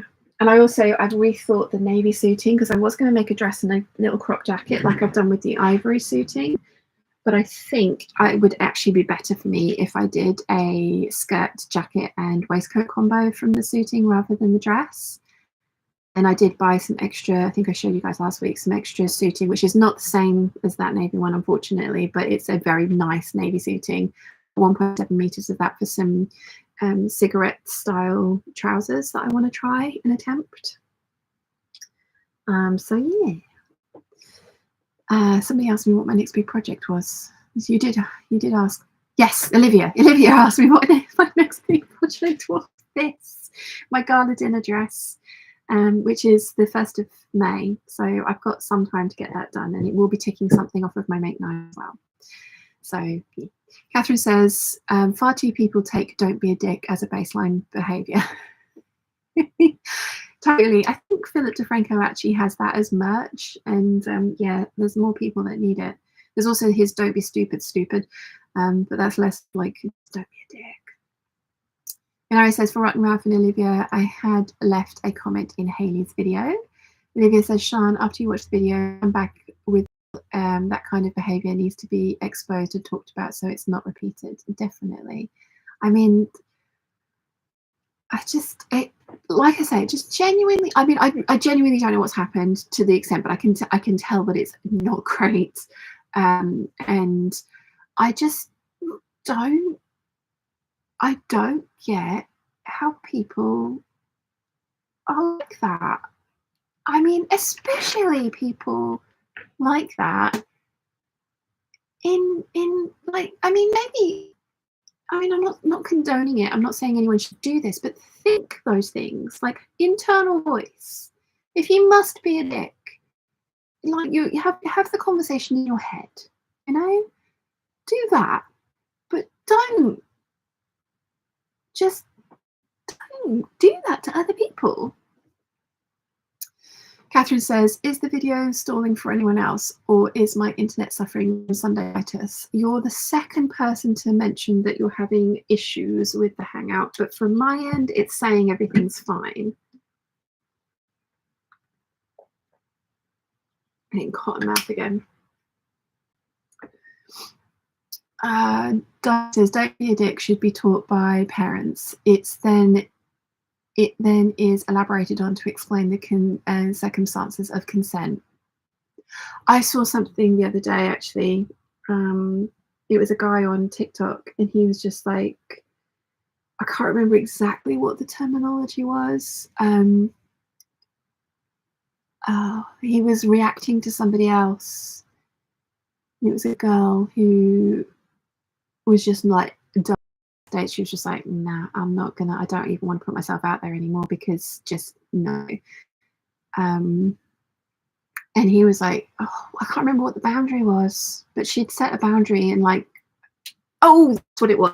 She was like, if I go on a first date and you have any kind of question about my romantic, let's call it romantic, but we mean something else, physical preferences. If you're asking intimate questions about my physical preferences on a first date, that's an immediate red flag and a no, like an absolute no. And this guy was reacting to her video, and he was just like, well, surely that's not a. And then I watched the rest of her video, and where she said that not one date that she's been on in the last 2 years passed this boundary or didn't cross this boundary. And he was just like, he's like, oh my gosh, is it really that bad? And then he said, he gave an example himself where he was like, I was on a date with a girl first date with the girl. It was going amazingly, and we clearly liked each other. And you know, like, it was just one of those instant connection, instant chemistry kind of things.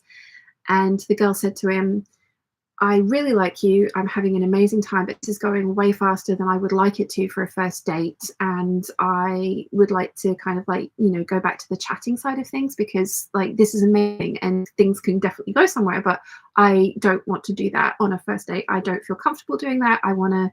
And he was just like, okay, yeah, cool, no worries. This. And she was just like, wow, thank you for respecting my boundaries.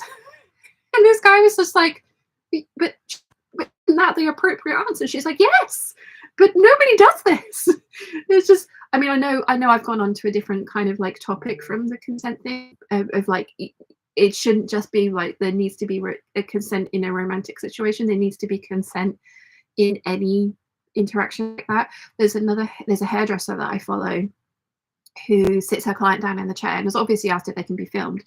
But her first thing is like, can I touch you and take your hair out of the ponytail that you've got it in, so I can see what I'm working with? And she asks that, and the person's like, yeah, of course, no problem. Obviously, they've gone to the hairdressers, and it's to be expected. But it's really pleasant that this person is asking if they can do the thing and then do the thing. And I don't think that's society gone too far. I don't think that's like taking the special snowflake and too far. I think that's what the standard should be. And, you know, like, you can't just touch other people because you want to in any kind of shape, way, or form. Like, when I had clients that I was commissions for, I would always explain to them ahead of time how I was going to measure them, where I was going to take measurements. And I was, if it got to the point of like doing an inseam or like a bust measurement or anything like that, I would always ask ahead of time, okay, I'm going to do this measurement, is that okay? And that just blows my mind that that's just not people's default, and it should be. It totally should be. Sorry, soapbox. But it just, that just should be people's, that should be the default. Asking people for permission to enter their personal space should be the default. So, let's see. Darcy says, I'd love to celebrate with you for your birthday. Thank you. Catherine says, it's been interpreted for the modern vernacular, I believe. Catherine says, don't be a dick is a pretty good paraphrase of love thy neighbour as thyself. Yeah. Nimue says, I'm considering doing the reasonable thing and trying on and packing a dress I made for a friend's wedding for the gala dinner, just to save some time, and I only wore it once. That is exactly the point of the gala dinner. That is exactly the point of it, that you get to wear the fancy thing that you either want to make and don't have a reason to, or you've made it and worn it once and you have nowhere else to wear it. I think the very first one, Rachel wore her bridesmaid's dress for her dad's wedding, and it looked amazing. So that is exactly the point. You don't have to make anything new. It's just an excuse to wear your fancy dress that you, like I say, either want to make or you've already made but haven't worn very often. So you really don't have to make anything new for it. 100%. Just some chat out there, because I was rabbiting on. I know. Yeah. And Ari says, for Rotten Mouth and Shan, definitely agree with you on that score. Olivia says, no, surprisingly, my internet connection has been horrible this past week. And Ari says, Hayley is Hayley Marie Vintage, who's based in Seattle. Everyone, please leave her plenty of love and support. I'm sure she would appreciate. Thank you for the heads up. Darcy says to Nimue, that sounds like a wonderful way to enjoy your vacation at the retreat. You can bring your school with you, but without the pressure. Exactly. There is no pressure for the dress code. I mean, Nimue, you know this. You came to the last one. Not the last one, the one before. But there was absolutely no pressure. The gala dinner, the PJ and pizza night, all the themed, they're loosely themed. When Erica came to the first gala dinner, she's a bag sewer. not a dressmaker at all. So she made herself a beautiful evening bag, a little Janine, and it was gorgeous. And she wore jeans and a really nice top and looked amazing. And like I wore like my over the top green satin gown that I'd made years ago and just very rarely wear. So you know, it is one of those places that it's an excuse to do what you want. Then you know, like you don't have to dress up, but you can. I mean, that's what the Dressmakers Ball was invented for, wasn't it? It was like, we want to make all these fancy over-the-top evening gowns. We've got nowhere to make them. So Freya and Sarah were just like, let's make an evening. So, yeah. Nara says, when is your birthday, Sean? Are you going to have a video hangout? I will not, because it's right in the middle of the retreat. It's on the 1st of May. And so no, there won't be a video hangout, and there will be a hangout the Sunday before. So the last Sunday of April there will be a hangout. The first Sunday in May it is a day off. Technically it's a Peeps day off, so there probably will be a hangout that day actually, because the retreat this year, the predominant feedback I've got was like, it's amazing, but we want more time. So it used to be a 2-day retreat and it's now a four sewing day retreat. But also I put in 2 days off so that people can go and visit the island as well, because that's the other feedback that I've got, that it was lovely, but there was no time to visit or see anything of the island. So this time around there's 4 sewing days. So the longest amount of sewing days that we've ever done. And there are 2 days off. So the Thursday and the Sunday are the days off. Nicola's going to be at Fox Hills on the Thursday for anyone wanting anything done. It will need to be pre-booked. She's not just going to be hanging around all day, but she's happy to come in on the Thursday. I know Debbie's going to get her colours done. So if anyone wants any capsule wardrobe advice or styling advice or body shape analysis or anything doing, you can book in with Nicola for that. She's also going to be there on the gala dinner, and she will be giving a talk on the gala dinner as well, which is very nice of her. And then the Sunday is another day off as well. So I will be doing a hangout on the Sunday. It might be a little bit later because I'm going to go and have breakfast with everyone down at Fox Hills, because breakfast is included on the days off. There are no other meals included on the days off, but Fox Hills are totally happy for you to order in takeaway, or there's plenty of restaurants to go out to on the island, which I'm happy to give recommendations for. But yes, I'm going to go and have breakfast with everyone on the Sunday, but then I will come back and do the hangout. So there will be a hangout during the retreat. That was a lot, wasn't it? But no, there won't be a hangout on my actual birthday because that is right in the middle of the retreat. So I'm teaching all day and then the gala dinner that evening. Darcy says, Will Wheaton has a don't be a dick as his code for years. We call it Wheaton's Law on Tumblr. I like that. I do like that. He always says to Darcy, I have a bit of it. I have to be a bit considerate of how much I pack. We booked an extra checked bag between us for the flight back because fabric shopping will be happening. Definitely. Diana says, I have always told my kids that the most important thing I want to hear about from them, from their teachers, other kids and parents, is that they are so kind. Definitely. Darcy says, to Nimue, that definitely pack the finished garment, whichever for the gala. There needs to be consent. Totally. Olivia says, okay, Sean. Yes. Laurel says, good morning. Good morning. Catherine says, I'm about to do some tail attacks, so my cat now wants attention. Of course. Of course. Pretty black void. Caroline says, as an assault surveyor, I was 8. As an assault survivor, sorry, surveyor, words are hard. I was 8. I am very protective of personal space for everyone. Absolutely. Darcy said to Caroline, I'm sorry that happened in the past, but I'm confident that you have excellent behaviour regarding your consent. And Jojo says, from the other end of the spectrum, I wore my most beloved pair of jeans to the first gala dinner and made a little, made a Ralph little, I can't read the stupid hearts in the way, over the top floaty satin jacket and wore it with the cami top. And you looked fabulous. You looked absolutely fabulous.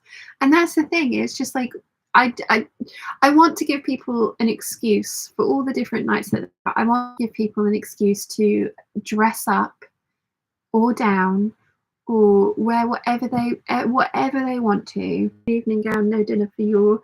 It's not mandatory. It's just one of those things that I want an excuse to make these kinds of things, and so I'm giving other people an excuse to do it too.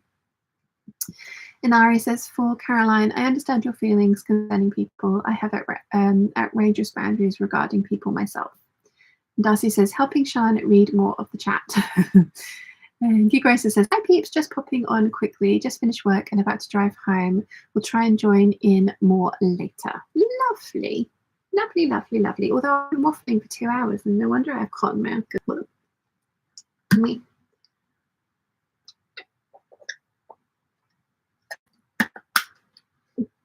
Right. I've got to level a bunch of hems. Do you want to come and do it for me?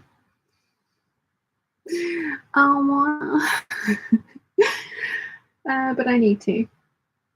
I do need to.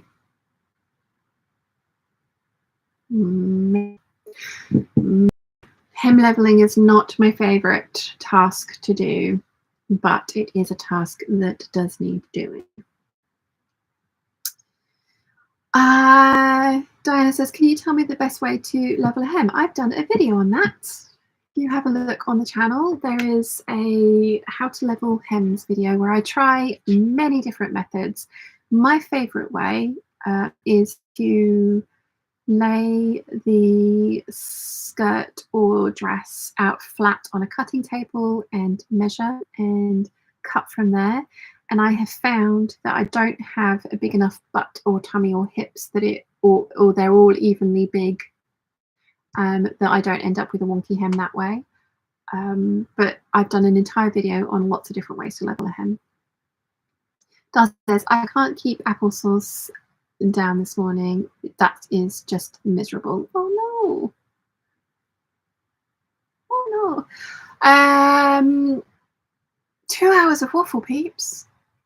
I'm genuinely impressed. I thought I would have flagged way before now. Not that I'm flagging now, but I have got stuff that really ought to get done. But I don't want to. Oh, I don't want to.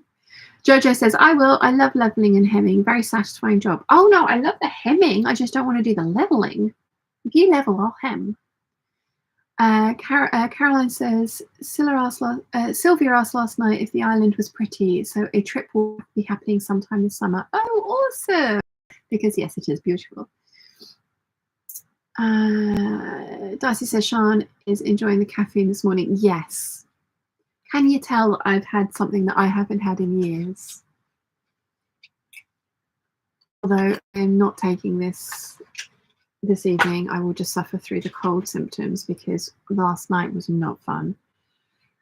Diana, once I get my waistline weight, the stupid heart's in the way. Somebody else say something so I can read Diana's comment. Thank you, Darcy. The Wandering Soul says, once I get my weight line to fit my dress, then all I have left is hemming. And Darcy says, caffeine is not good for sleeping. No, it was not. And here to help. Thank you, Darcy. Yeah, no, last night I took 2 of those at 11 o'clock and then just literally lay there, like vibrating in the bed. The cat was just like, what are you doing?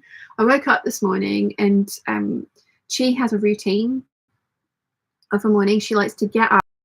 She has I've got one of those balls with the holes in it that I put her treats in, and she bats that around. That's the first thing in the morning. So she's all purrs and smiles when I wake up. She's like, oh, treat time. It's not like, oh, you're not dead, human. It's like, you survived the night. Give me my treats.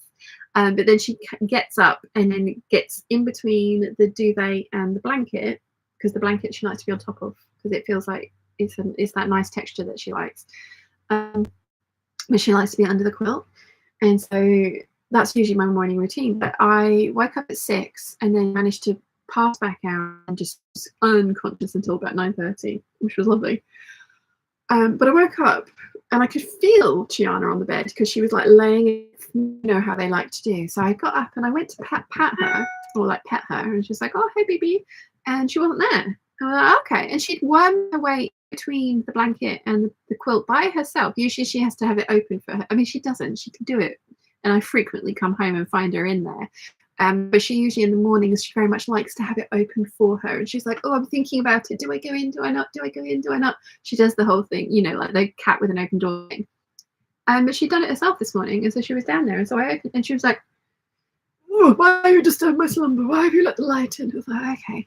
So I sat up, and then she was like, I know, this morning I want to be on the lap. And so she came and curled up on my lap, and it was just like, oh, baby. And then it was like, I need to get up and do things. I sat there for an hour. And I was like, it got to about 11:15, and I was just like, I've really got to get up now, Chin, get dressed and, like, you know, wash my face and brush my teeth and go down and start the hangout. And she was just like, no. Oh, I'm so sorry. So I actually got the treat ball out again, because if I lean over to the drawers where the treat ball is kept, she's like, oh, okay, yeah, I'll get up like this without like looking at you like death. I was like, okay. So she had 2 treat balls this morning, but, you know, obviously way less treats than it the second time around. But she loves that thing. She bats it around, and then, you know how they say cats are either left or right pawed. She's definitely right pawed, but every now and again it gets too far over to one side, so she has to use the left paw. So she's real violent with that one. But it's just like little, and then giant chat. Yeah, sorry, start talking about my cat and can go on for hours. So yes. Darcy says, I was off caffeine for 2 years, and my first time back was Red Bull. Couldn't sleep for 2 days. Be careful, Sean. Yeah, no, I haven't had caffeine in a drink for 5 years, and it was a very similar thing. I had one of those, you know, personal size bottles of Diet Coke, which apparently is 2 servings. I was up for 36 hours. I was literally vibrating around the room for 36 hours, just like, oh. I haven't had caffeine since. Obviously, chocolate has caffeine in it, so I do have some caffeine, so I do have some tolerance. But no, these, you can definitely tell I've perked up. So I feel better for having had these. But yeah, I'm gonna, I've got 6 tablets left.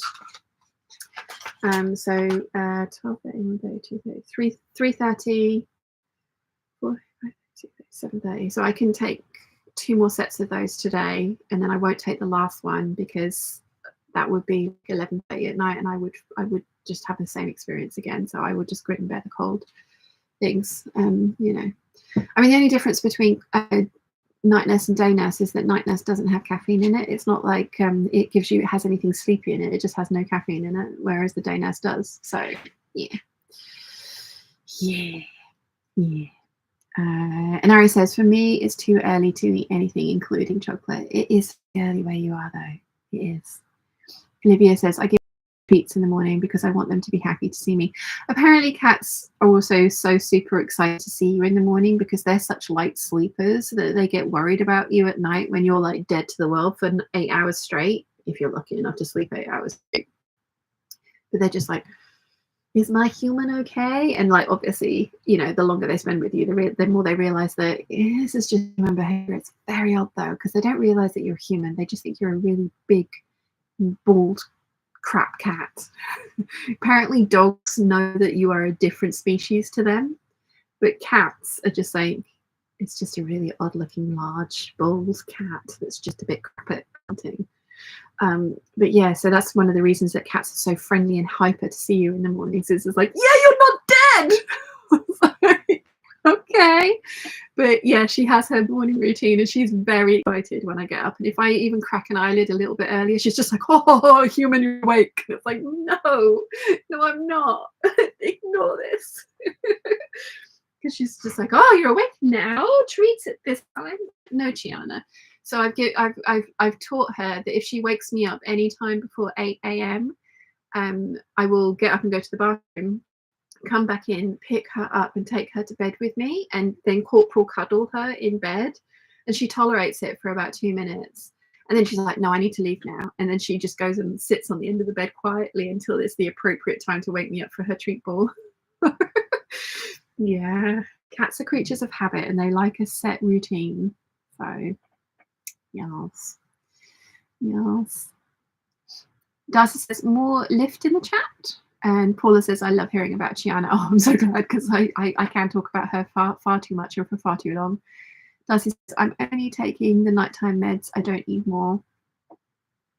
And Ari says, for a person who watches videos, you are talking lovingly about your cat in an auditory treat. Is an auditory treat for my ears. Oh, lovely. I'm so glad.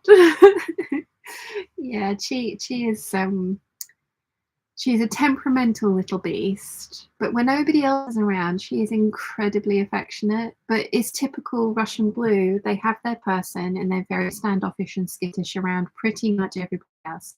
I think she just about warmed up to you, Jojo, by the end of your trip. But yeah, to begin with, she was very like, who is this person? Why are you letting them into my vicinity? Mary Ellen says, my 13+ cat likes to sleep in my armpit. She'll stay there pretty much throughout the night. Oh, cute.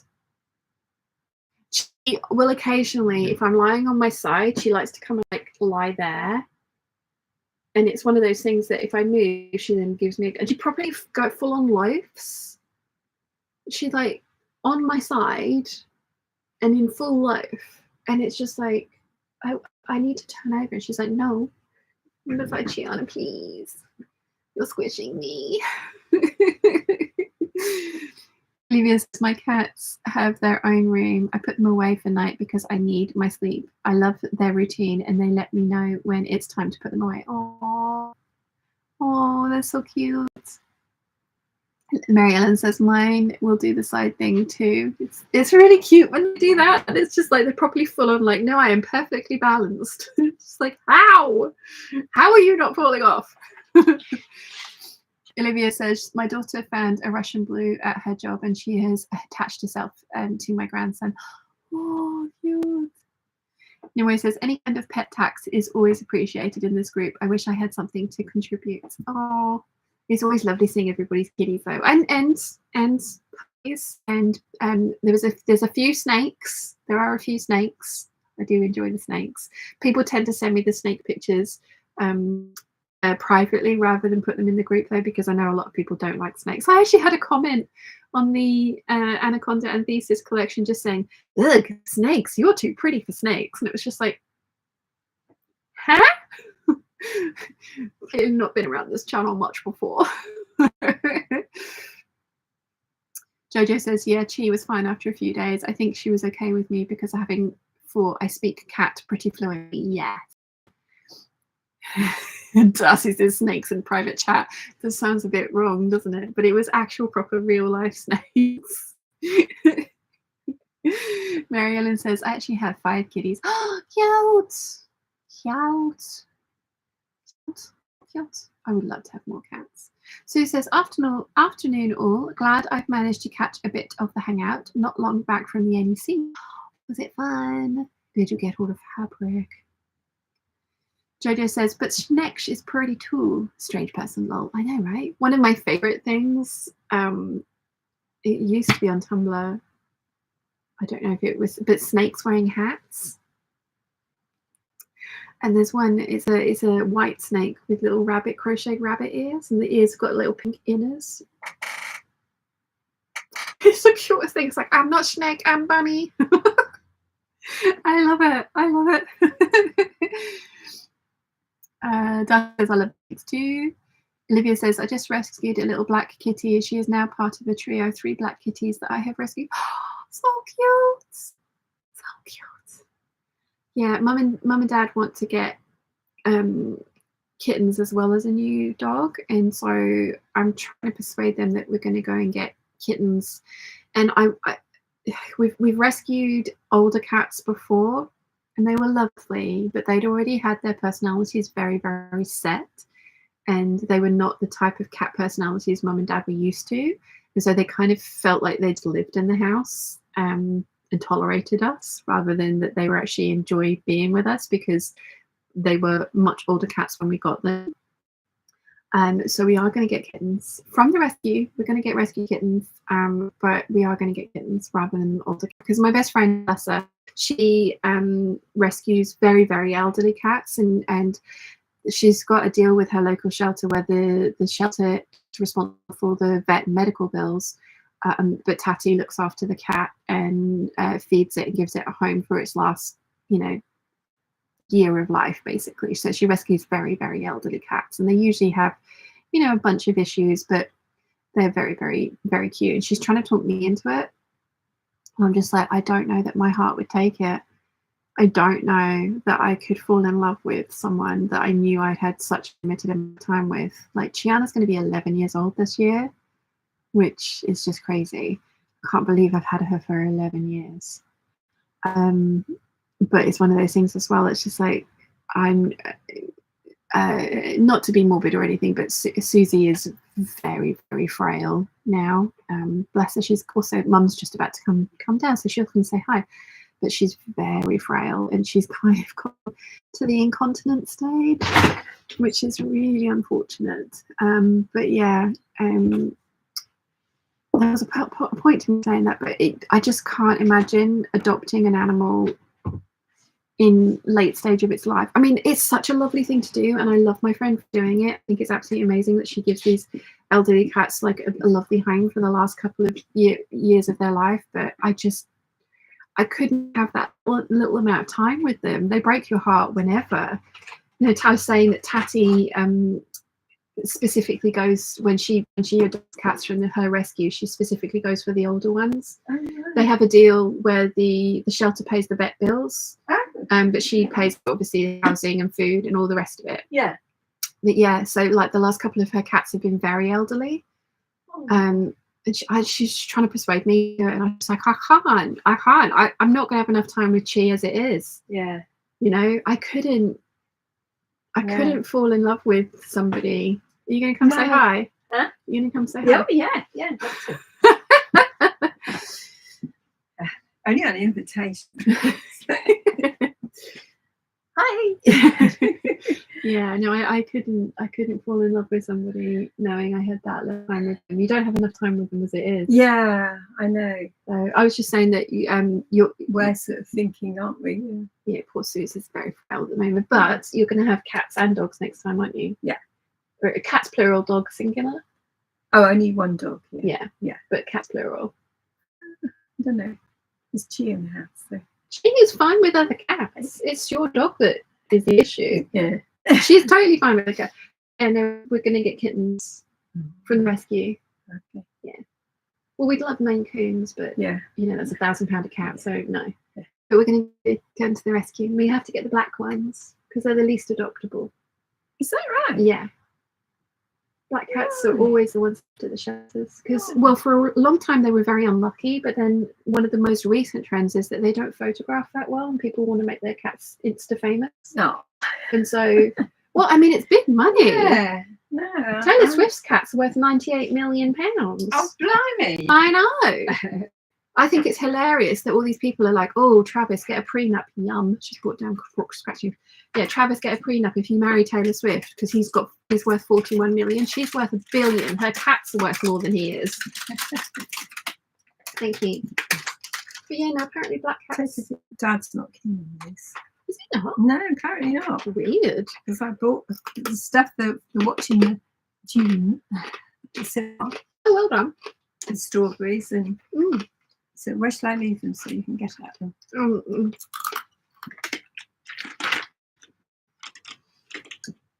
But yeah, black kitties. They're nice when they're fresh. Yeah, we have to eat that now that it's open. Yeah. Black kitties, 2 of them. Soot sprites, baby soot sprites. We'll see. Might have to have one of each. I might have to have a tablet. Oh, okay.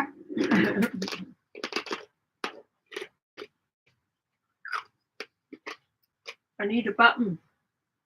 Do you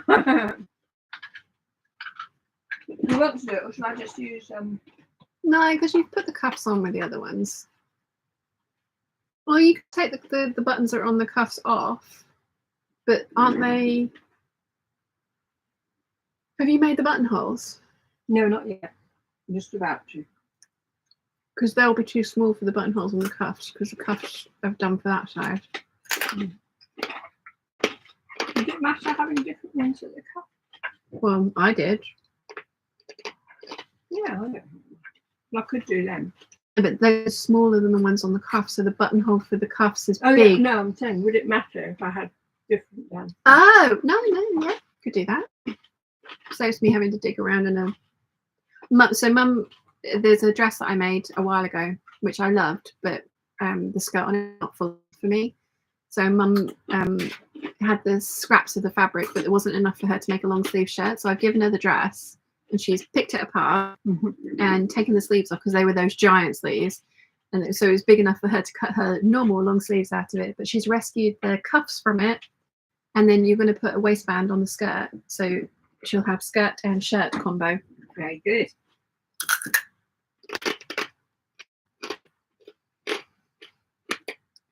Where did I get to with the chat?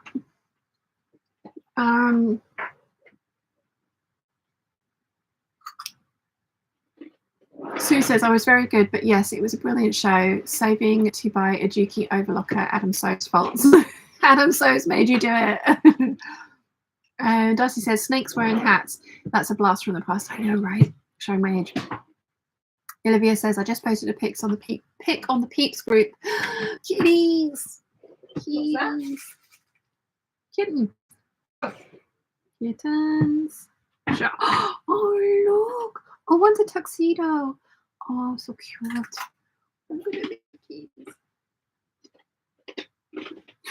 This side eye from that cat is like, why you take photos? So cute.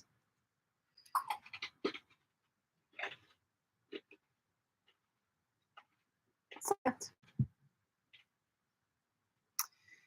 Darcy says, Anya is round towards 12, in 12 towards 13. I'm worried about my life as she gets older. Yeah. I can't believe she's going to be 11 this year. Next month, she's going to be 11 next month. Olivia says, I took her in just in time. 1 week later, she went into season. My boy is fixed, so he had no interest. She'll be getting fixed this week. Nice. Nimue says, hi, Jane. Laurel says, hi, Jane. Sue says, hi, afternoon, Jane. Darcy says, hello, Jane. Olivia says, I want to name her Boo from Monsters Inc. Let's do it. Inari says, good afternoon, Jane. Olivia says, hello, Jane. You look lovely. Darcy says, we're basically immortal elves for our animals. Oh, I saw one. It was from a dog's point of view. Like the immortal, it was the immortal elf that has just like looked after me and my family for years and years, and we've passed down stories of the immortal elf, because the dog's puppies were being, it was generations of the same dog's family that had been looked after by this one human, and then towards the end it was like, I'm gonna cry. The immortal elf is getting older. The immortal elf is not as immortal as we thought. Oh. It's been looking after us. It was just like, oh, that's so cute. Yes, it's making me teary. But I loved that. There's somebody that's done a cartoon series about cats in it, and they're like, that was me crying even thinking about it. So no.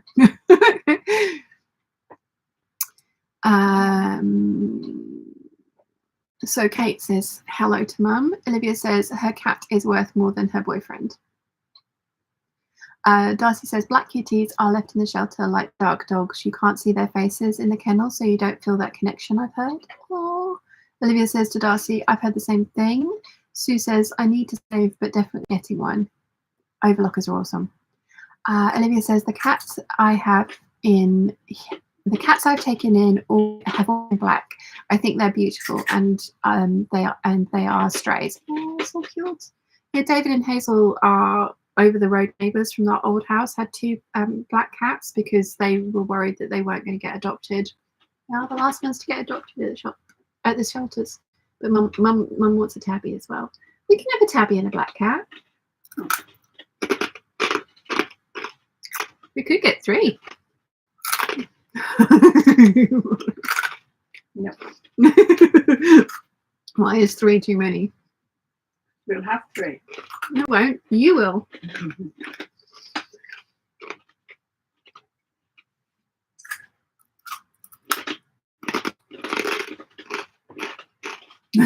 Mary Ellen says, "Oh, just go for 5. We'll take the lot." Crazy cat people.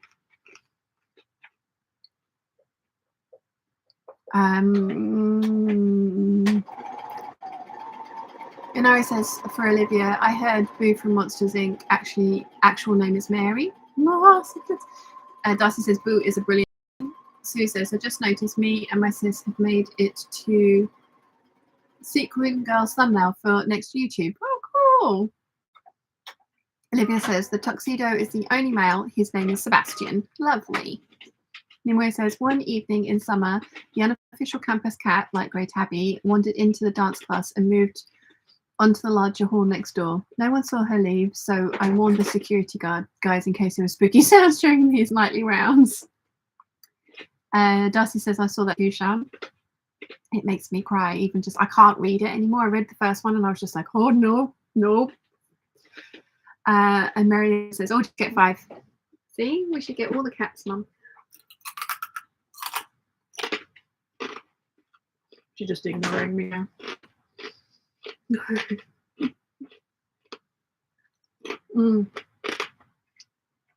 They're so good, but they're all really salty.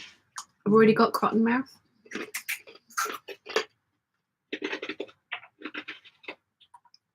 What cotton mouth? You know, when your mouth dries up, you have no saliva. Your lips stick to your teeth.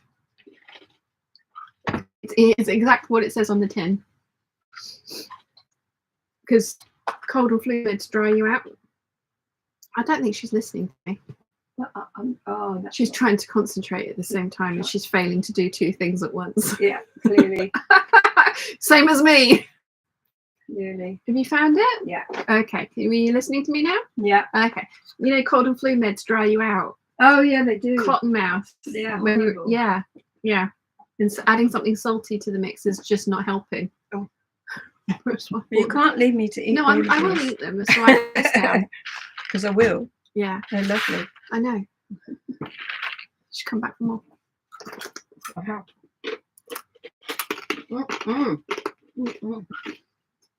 Caroline says we had 7 kittens at one point, 1 each and 1 for the dog. Sorry, that made me laugh. I actually ended up spitting food out of my mouth. That made me laugh so much. 1 each and 1 for the dog. Yeah.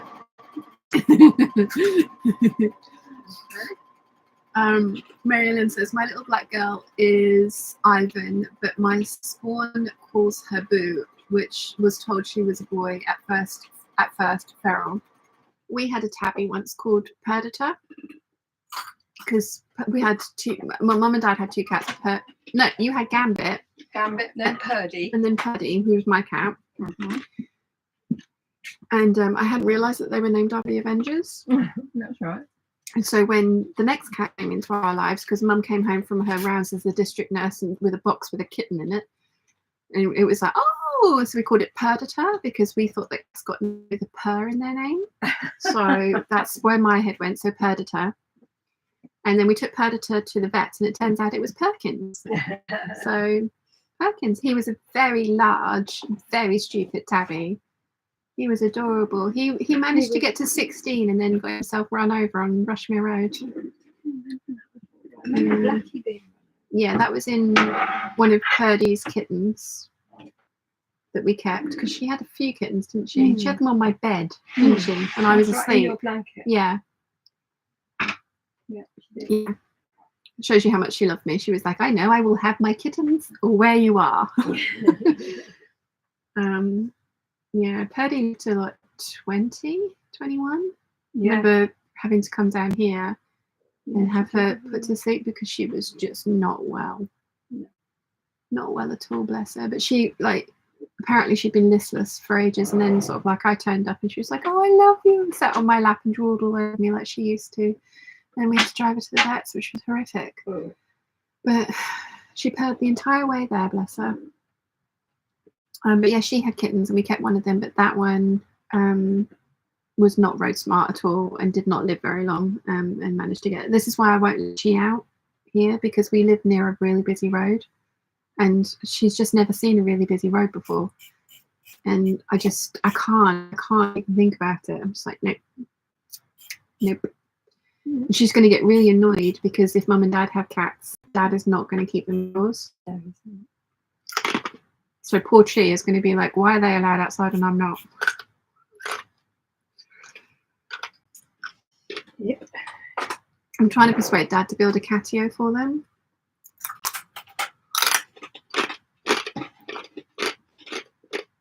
But yeah, Perkins, bless him. He was a very large, very silly cat. No.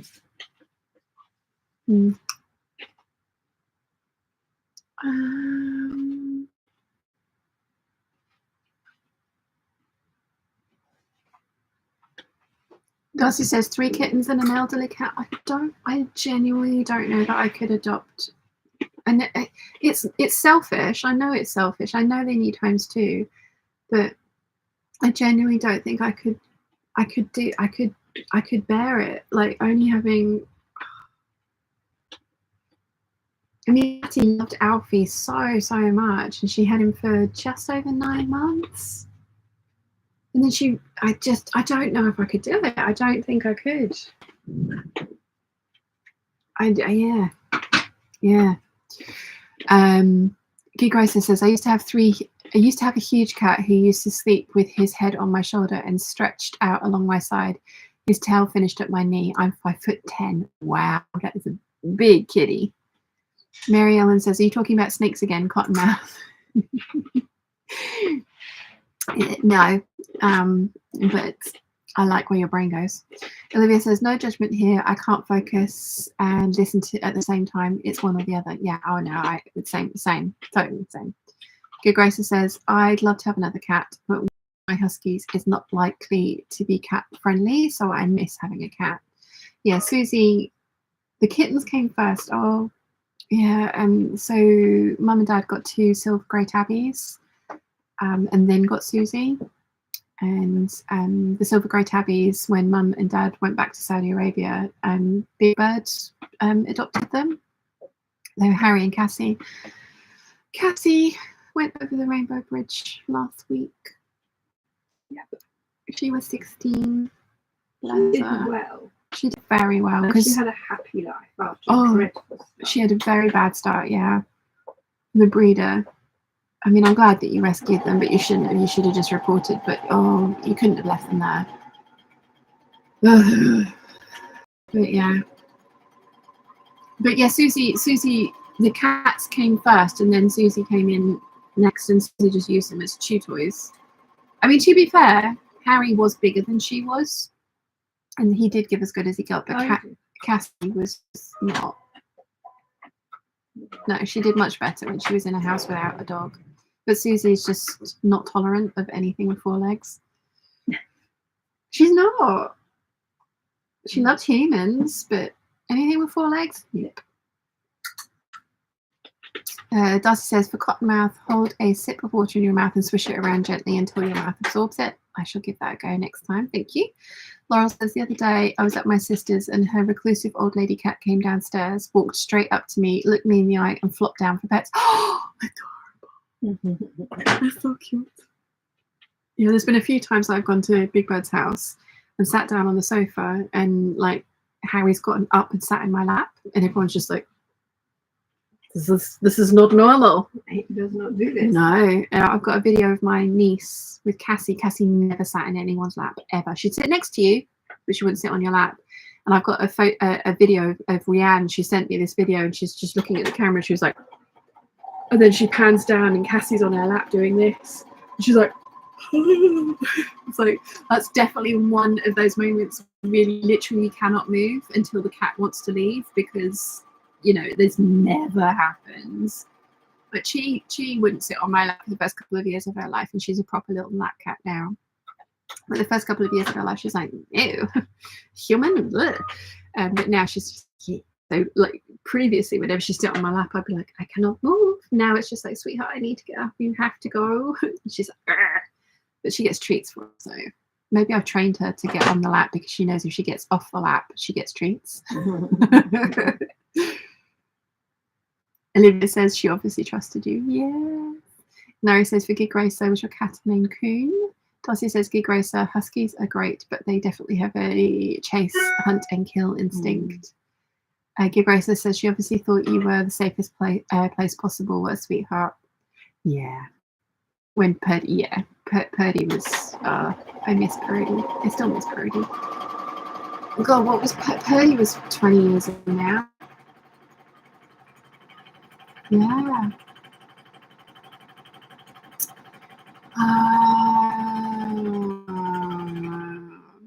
Darcy says catio is a beautiful thing. Nimoy says once you have more than one cat, a cat is even more worth the effort.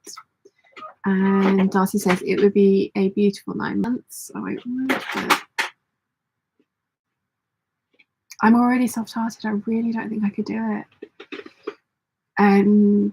Gig Racer says to Larry, not as far as I'm aware. He was a domestic short hair. He was the kitten of my singing teacher's cat. Yeah, I think didn't a guy rock up to your pub with Purdy in his pocket and just like, anyone want a fluff ball? Yeah, it's going down if you don't. Oh. Yeah. No, and then literally. Yeah, Perkins. I remember you coming home from your district nurse's rounds with a box. Yeah. With the kitten in it, and he immediately went behind the sofa the minute you got him out. But again, was that just like one of my patients had kittens in the shed, and she said, I'm gonna have to get rid of them all. So I went and had a look. You were like, I'll have that one. As you do. I would have taken them all, but I didn't exactly very happy. No, probably not.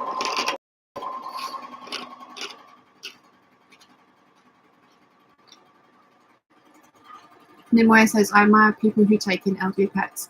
I'm not sure I have that in me either. I know I couldn't.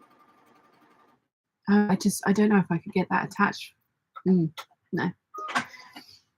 Teresa says, our Stripes will be 20 years in May. She's doing quite well with the meds and IV treatments we give her. Oh, adorable. I think I talked to you guys about this before, but there's a Japanese scientist who is a cat lover, and he has been specifically looking at the reason that cats pass away when they do, and it's usually kidney failure.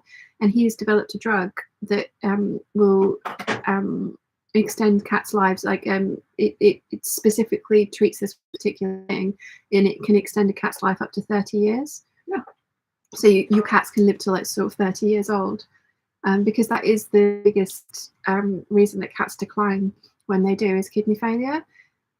He is patenting it, but he is going to make it available in inexpensively as possible because he is a cat lover and he wants cats to have the longest, healthiest lives possible, which I absolutely love. It's the same as the guy who invented, obviously, the human and pet equivalent, not equivalent, but the guy that invented the polio vaccine patented it and made sure that it was free access for everyone, that it wasn't a drug that anyone could charge exorbitant amounts of money for, which is awesome. Darcy says Norwegian forest cats or Maine Coon cats are bigger cats. There's actually a Maine Coon breeder on the island, and they specialize in silver and grey cats as well. Yeah. They are absolutely stunning. I had a look the other day. They have got kittens available. Are they? How much are they? About £1,000. Yeah.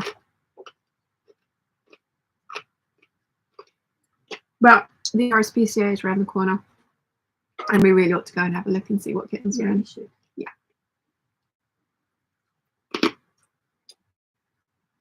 I haven't been there for a while, but the last time I went, there was a mama cat who just had 4 kittens, but they were very young, so they weren't allowed out because they hadn't been vaccinated or anything, so they had to be kept in their kennel. But she just came and sat right at the front door of the kennel, with all these kittens just like romping around her. She just mowed at you. It's like, look what you've made. She's like, I know, take them. I need a break. Her little face was just like, I'm so tired. There's a genre there's a genre of photos, and like people have put it together, and it's like that. My favorite pictures of pets are mothers who are completely unprepared for motherhood.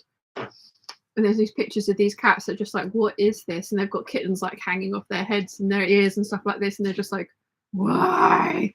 What are you doing? Why did I do this? It's so funny. Olivia says, my cat used to be indoor cats. Sebastian had a brother named Sylvester, and our neighbour's dog attacked him, so now they're indoor cats. Yeah, cats live and grow with indoor cats. I know that's especially true in America because you guys have things like coyotes and stuff like that. We have foxes who will kill and take cats if they can. You know, it's just a proof of fact that indoor cats do live longer and are healthier. No fleas, no ticks.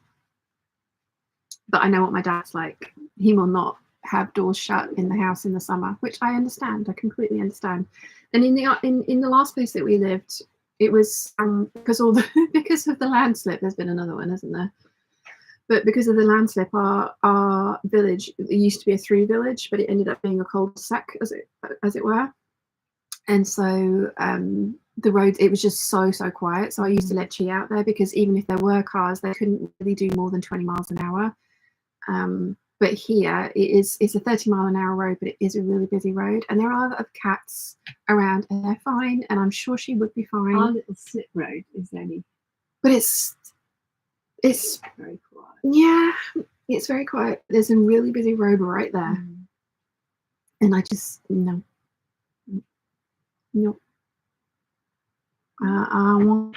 And happy as cat. She is fine. Yeah. She does like going outside. I do put her in a harness and take her out for walks, but she likes the back garden. I tried to take her out to the garden. She was like, nope, don't want this. So yeah, to try and take her out into the front garden, but no, she likes the back garden. But there's no grass out here anymore. It's taken all the grass away, much to the dog and the cat's dismay. And mine. Yeah. I like grass. Just a bit would be nice. Somewhere to sit in the summer would be nice. We don't have that at the moment. Not yet. No. It will come. Eventually. It's manana. Inshallah. Yeah. Inshallah. But yeah. No, I can't. I worry about Chi outside. She doesn't like anyone, so she wouldn't let anyone else touch her. So she wouldn't let anyone else pick her up because there are ragdolls who get nicked. That's the other thing as well. Like people steal cats and small dogs and pets out of people's gardens for heinous reasons. I mean, I don't want to explain why they do it because that'll traumatize you for life. But people do. I just know. No.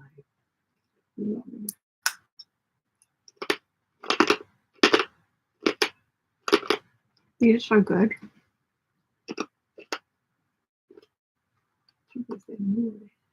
Well, we have to eat the packet. You said that already. So. It's not the other world.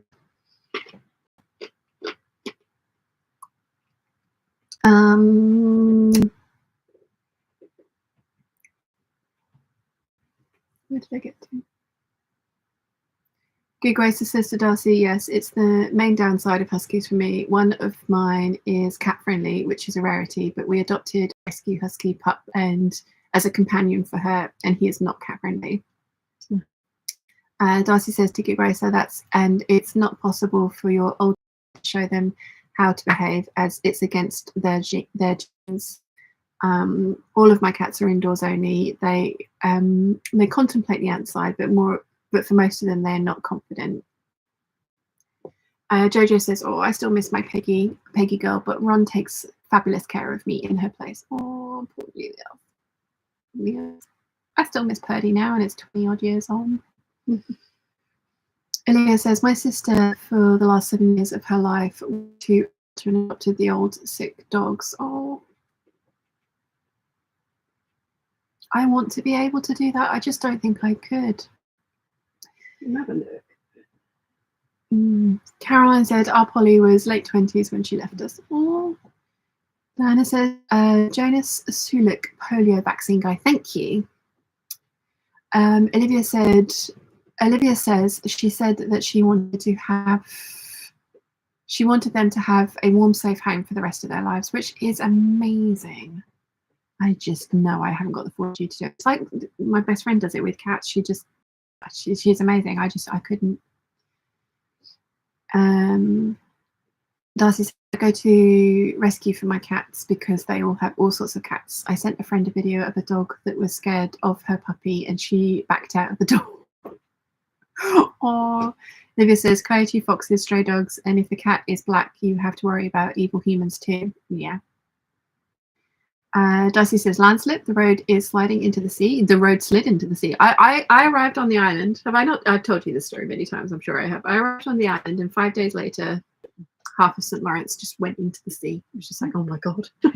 And so, yeah. You can have our house. We sent it in the sea. Yeah, I did not send yours in the sea. No. It was your friends.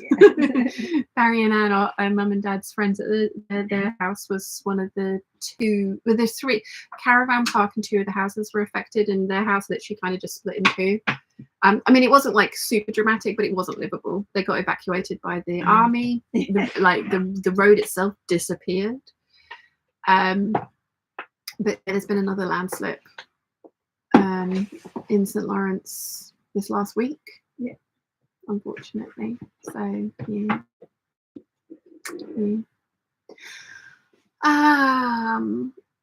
We know where it was now too. It's towards Park Old Park Hotel, wasn't it? Yeah.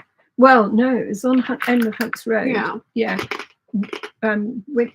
Wynn's house that used to do Dad's finance. Oh, okay. On the left-hand side as you got to the end, and then the little one at the very end on the right, and then the old cottage just down below that was on its own. That one. They're in a fault apparently. Yeah, there was one house on Hunt's Road that you could see the damage in it. I don't know if anyone lived there or not, but yeah, you could literally see the house falling apart at the seams. Amazing, we solved it really. Well, ours was on green. Yes, no, I know. Status from the Watford in England. And she did get a mortgage on it, so yeah, and insurance. Yeah.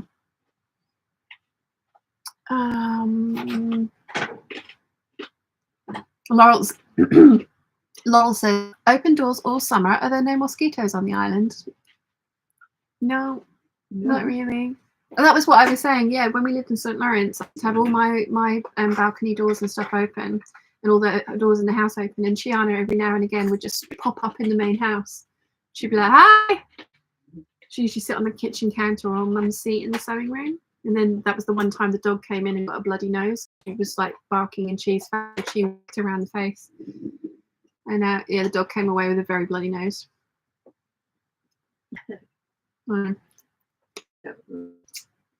I mean, if you bark in someone's face, someone who has knives on their hands, you know, not bad.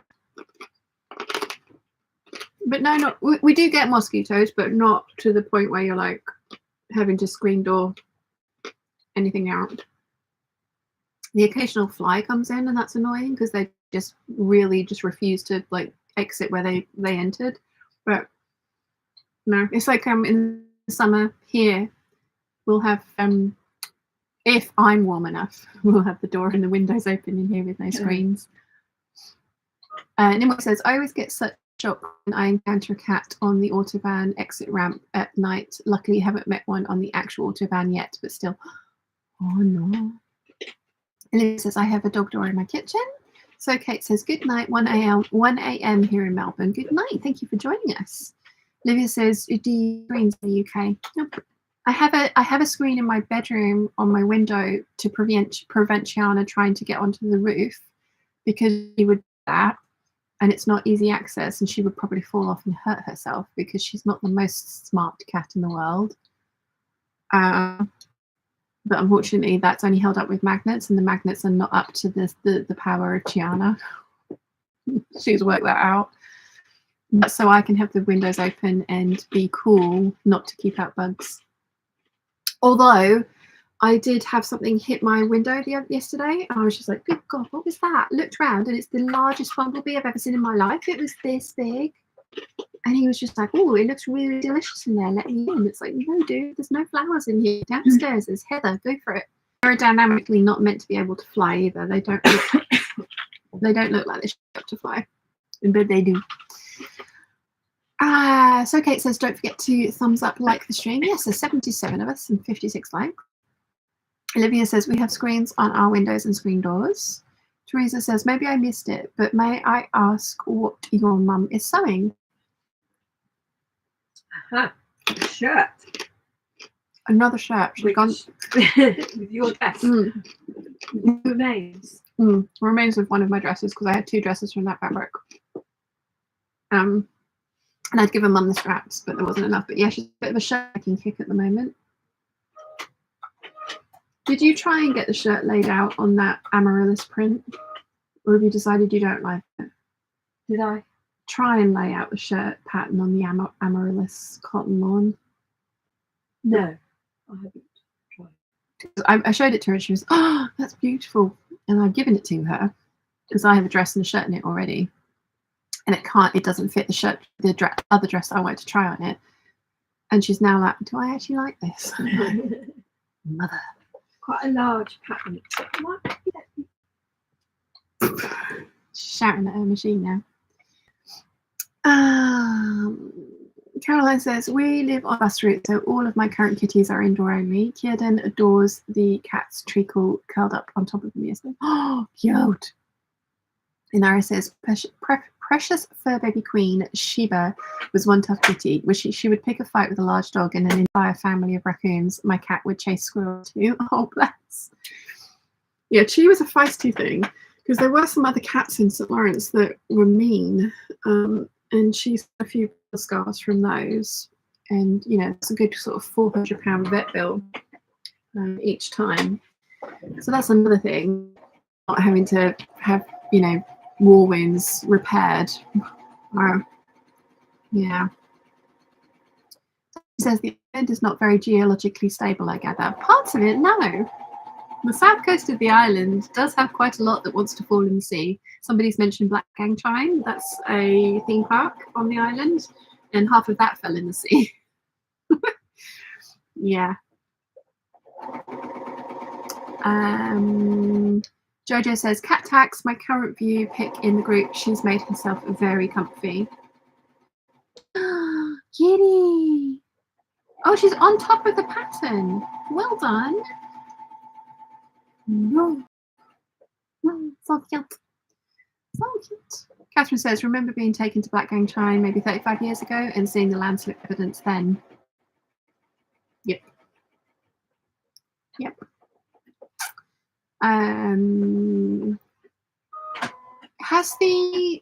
Because there was another chine that fell into the sea earlier this year, this year in Bonchurch, which is the other side of Ventnor. We lived in St. Lawrence, then there's Ventnor, then there's Bonchurch.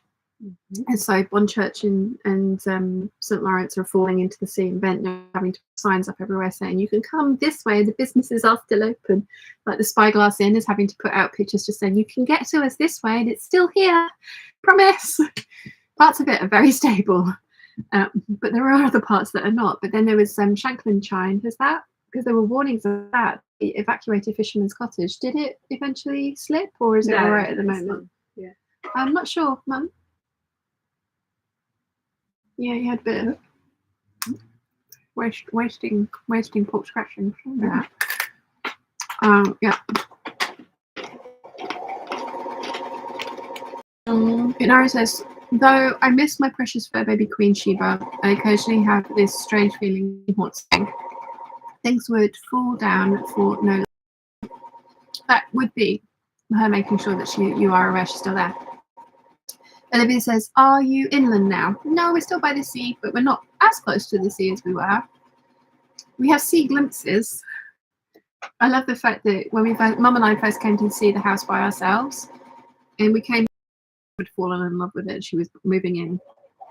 And Nia and James were down, and Nia was like, oh, you've got sea glimpses. And Mum's like, do we?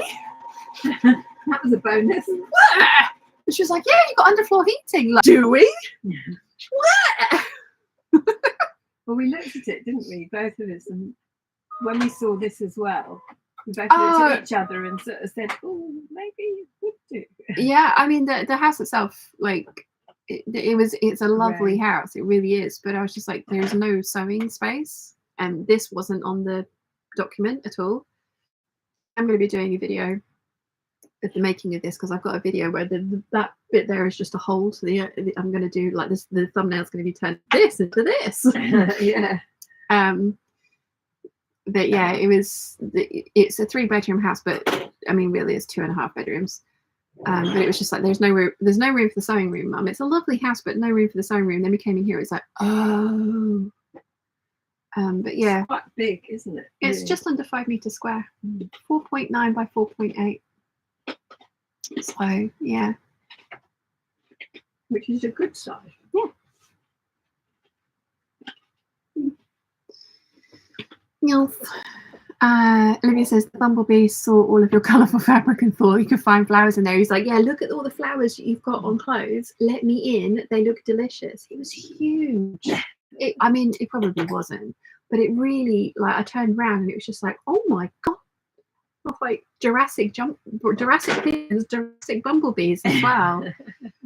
In ours, it says the Jurassic pigeon returned yet. No, I haven't seen. Have you been seeing any pigeons?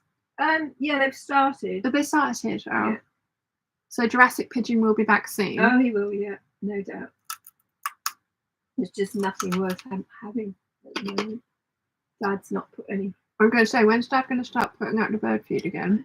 Well, it's not good for Susie, actually. True. But there's a gate. Yeah, you can put them down here. Yeah, the dog eats the bird feed. It's not pretty. It gives her a horrible stomach. Yeah. Jojo says, I remember that mean Siamese at the old house, the big meanie. Oh, he used to chase Chi all the time. And he chased Mum's friend Susan's cat as well. It wasn't just Chi that he would chase. But Chi was feisty little thing that she would try and argue back. I remember there was one time I could hear them screaming at each other and I had to go down and pick her up off the fence off of your deck because she was on top of the blue fence railing and the Siamese was down on the driveway. And she was as big as she could get. And I was fully expecting to get shredded. I had like gloves and my dressing gown like wrapped up. I was fully expecting to get shredded. But I was just like, the last time you two interacted, it was a £400 vet bill. So no, I'm free on the NHS. Yeah, I'm free. You're not. Not a good idea. She was screaming at the top of her little lungs. So yeah, I was just like, I'm totally going to get shredded. But she let me like pick her up. She carried on screaming the entire way, but she let me pick her up and hold her and take her back to the house. Because she was just like, if I move, if I try and run away, I'm going to get chased. So she was just like screaming at the top of her lungs. And yeah. It was insane. Yeah, I think it was a Burmese, to be honest. I don't think it was a proper Siamese. Yeah, because it didn't have the proper, really long Siamese face. Nasty piece of work. Yeah.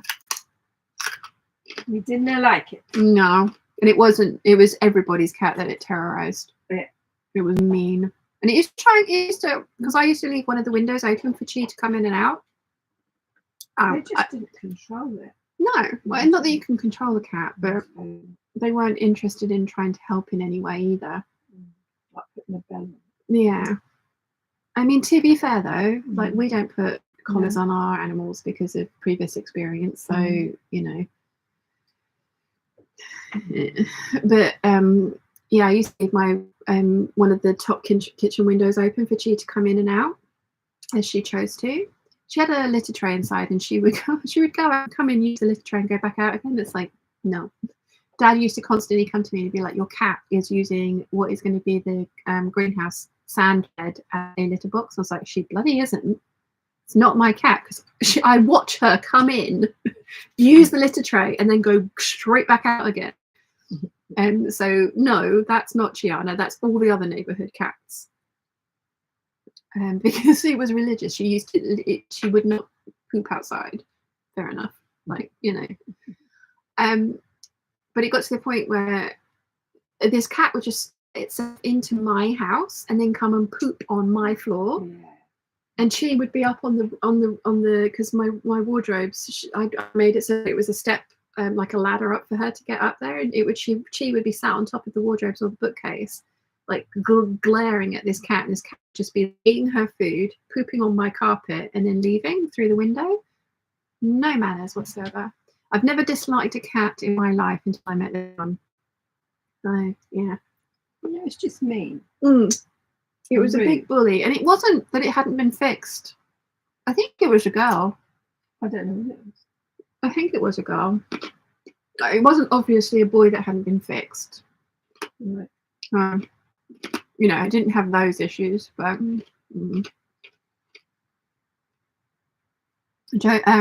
Olivia says she's a lady and needs her privacy. Exactly, and apparently it's quite vulnerable because lots. So I'm a huge fan of Jackson Galaxy. I watch everything that he puts out, and he's a cat behaviorist, and he'll come in to people's houses who've got nightmare cats that are either peeing everywhere or violent or all these things, and he's like, okay, but this is your cat's behavior because of these reasons. And one of the things is, especially if cats are peeing where you don't want them to, it's usually because you're trying to hide their litter box away because it's not something you want in, but cats feel more safer being able to do that in company because it's a vulnerable state for them to be in. So it's not the most fun thing in the world, but having a litter box. And there was another one where these people had this really fancy house and they had this beautiful beach view and they had these gorgeous white curtains that built on the floor, and the cats just kept peeing. They had multiple cats and they kept peeing on it, and they only had one litter box, and you need a litter box plus one for every cat you have. I don't do that because I've only got one room, so she's got one litter box and it's cleaned daily and she's fine with that. But you're meant to have, if you have 2 cats, you're meant to have 3 litter boxes around the house, according to Jackson Galaxy. So anyway, these people were really pissed off that their cats kept pissing on their curtains. And so he came in, the expert, they invited him in, and he's like, okay, so you need to have, you've got 3 cats and you've got 1 litter box. You need 4 litter boxes and you need at least 1 here because they clearly want to pee here. And they're like, yeah, but that'll ruin the view. And it's like, well, I can't help you. It's like, you've asked for an expert's opinion. The expert is telling you to do something. You can get, like, he doesn't overly like robot cat litter boxes, but you can get ones that like are anti-odor, that clean themselves, that put it into a bag for you, do all these things. Really? Yeah. They're very cool. It is particularly Japanese that keep inventing all these amazing things because they are huge cat lovers. And they have huge stray problems there. So it's, yeah, that's really interesting as well. Rachel and June, if you don't watch their channel, you should. It's really interesting. But yeah, he was like, you need to do this thing. And they were like, no, I don't want to ruin the view with a cat litter box there. And it's just like, well, your cat wants to pee here. You can either help it out, give it somewhere that you think is appropriate for it to pee, or it's going to keep peeing on your curtains. Like, and they were like, nah. So cat kept peeing on the curtains. Yeah, no. But I always think it's fascinating watching the behaviorists talk about why certain animals do certain things. There are certain cats that are tree dweller, like the ones that are like up high, and there are ones that like I think is it like bush cover, like, you know, ground dwelling cats, and different cats like different things. So you're meant to give them lots of up high options. And she has that now, but she is much more of a, I like to be down on the ground. The only time she really went up onto the wardrobes and bookcases was when there was somebody in the room that she didn't know, or this other cat was chasing her. She was very rarely up there of her own, like, this is where I want to chill. She would always be down on the floor somewhere on something soft. So yeah. I've been waffling at you guys for 3 hours. A bit about pets. I did do something. Yeah, I sewed on 8 buttons. Oh, no. I feel virtuous. So yeah. Olivia says, I have a cat box in their room and one upstairs because it's where they hang out during the day. See? More than one. But again, like, it's one of those things, like the expert comes in and tells you you've got to do X, Y, Z, and you can take that and run with it, or you can kind of like take parts of it and run with it. You know, if your cat's doing something that you really don't like and the expert says do the thing and you don't do the thing, you can't then get, you know, upset with the expert for your cat's still doing the thing. Right. Anyway, I have waffled a lot. Is anyone else going to come to our retreat? There are spaces left if anyone would like to come to the retreat. We have 2 spaces. It would be lovely. 3 actually. Oh, yes. Oh, right. Yes. If anyone would like to come to the retreat, there are spaces left. I know somebody's already booked in for next year. Oh, really? Well, she's got to come from Australia, so she wanted to know the dates so that she could, yeah. So lovely. if anyone wants to come next year rather than this year, book now. I will happily reserve you a space. It is the next year is the 20th of April till the 4th of May. The 4th be with you. So yeah. Nimue says retreats are awesome if you can. Thank you, Nimue. Catherine says can't afford to, unfortunately, and going to Rome in mid-April. I mean, you are going abroad, so yeah. Yeah, but no, if anybody else, there is room on this one, but if you would like to come next year, you are very welcome.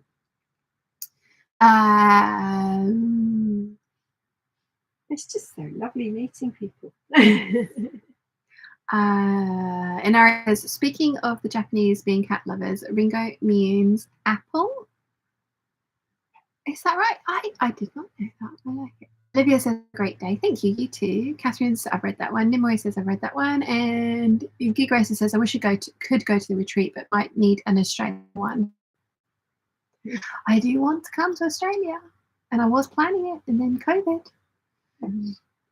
But yeah, that would be fun. That would be fun. That would be fun indeed. Anyway, I'm going to stop waffling at you all. Thank you very much for listening and to me go on many different random tangents today. Olivia says, is Jane going to have time in her busy schedule? Well, that's a point.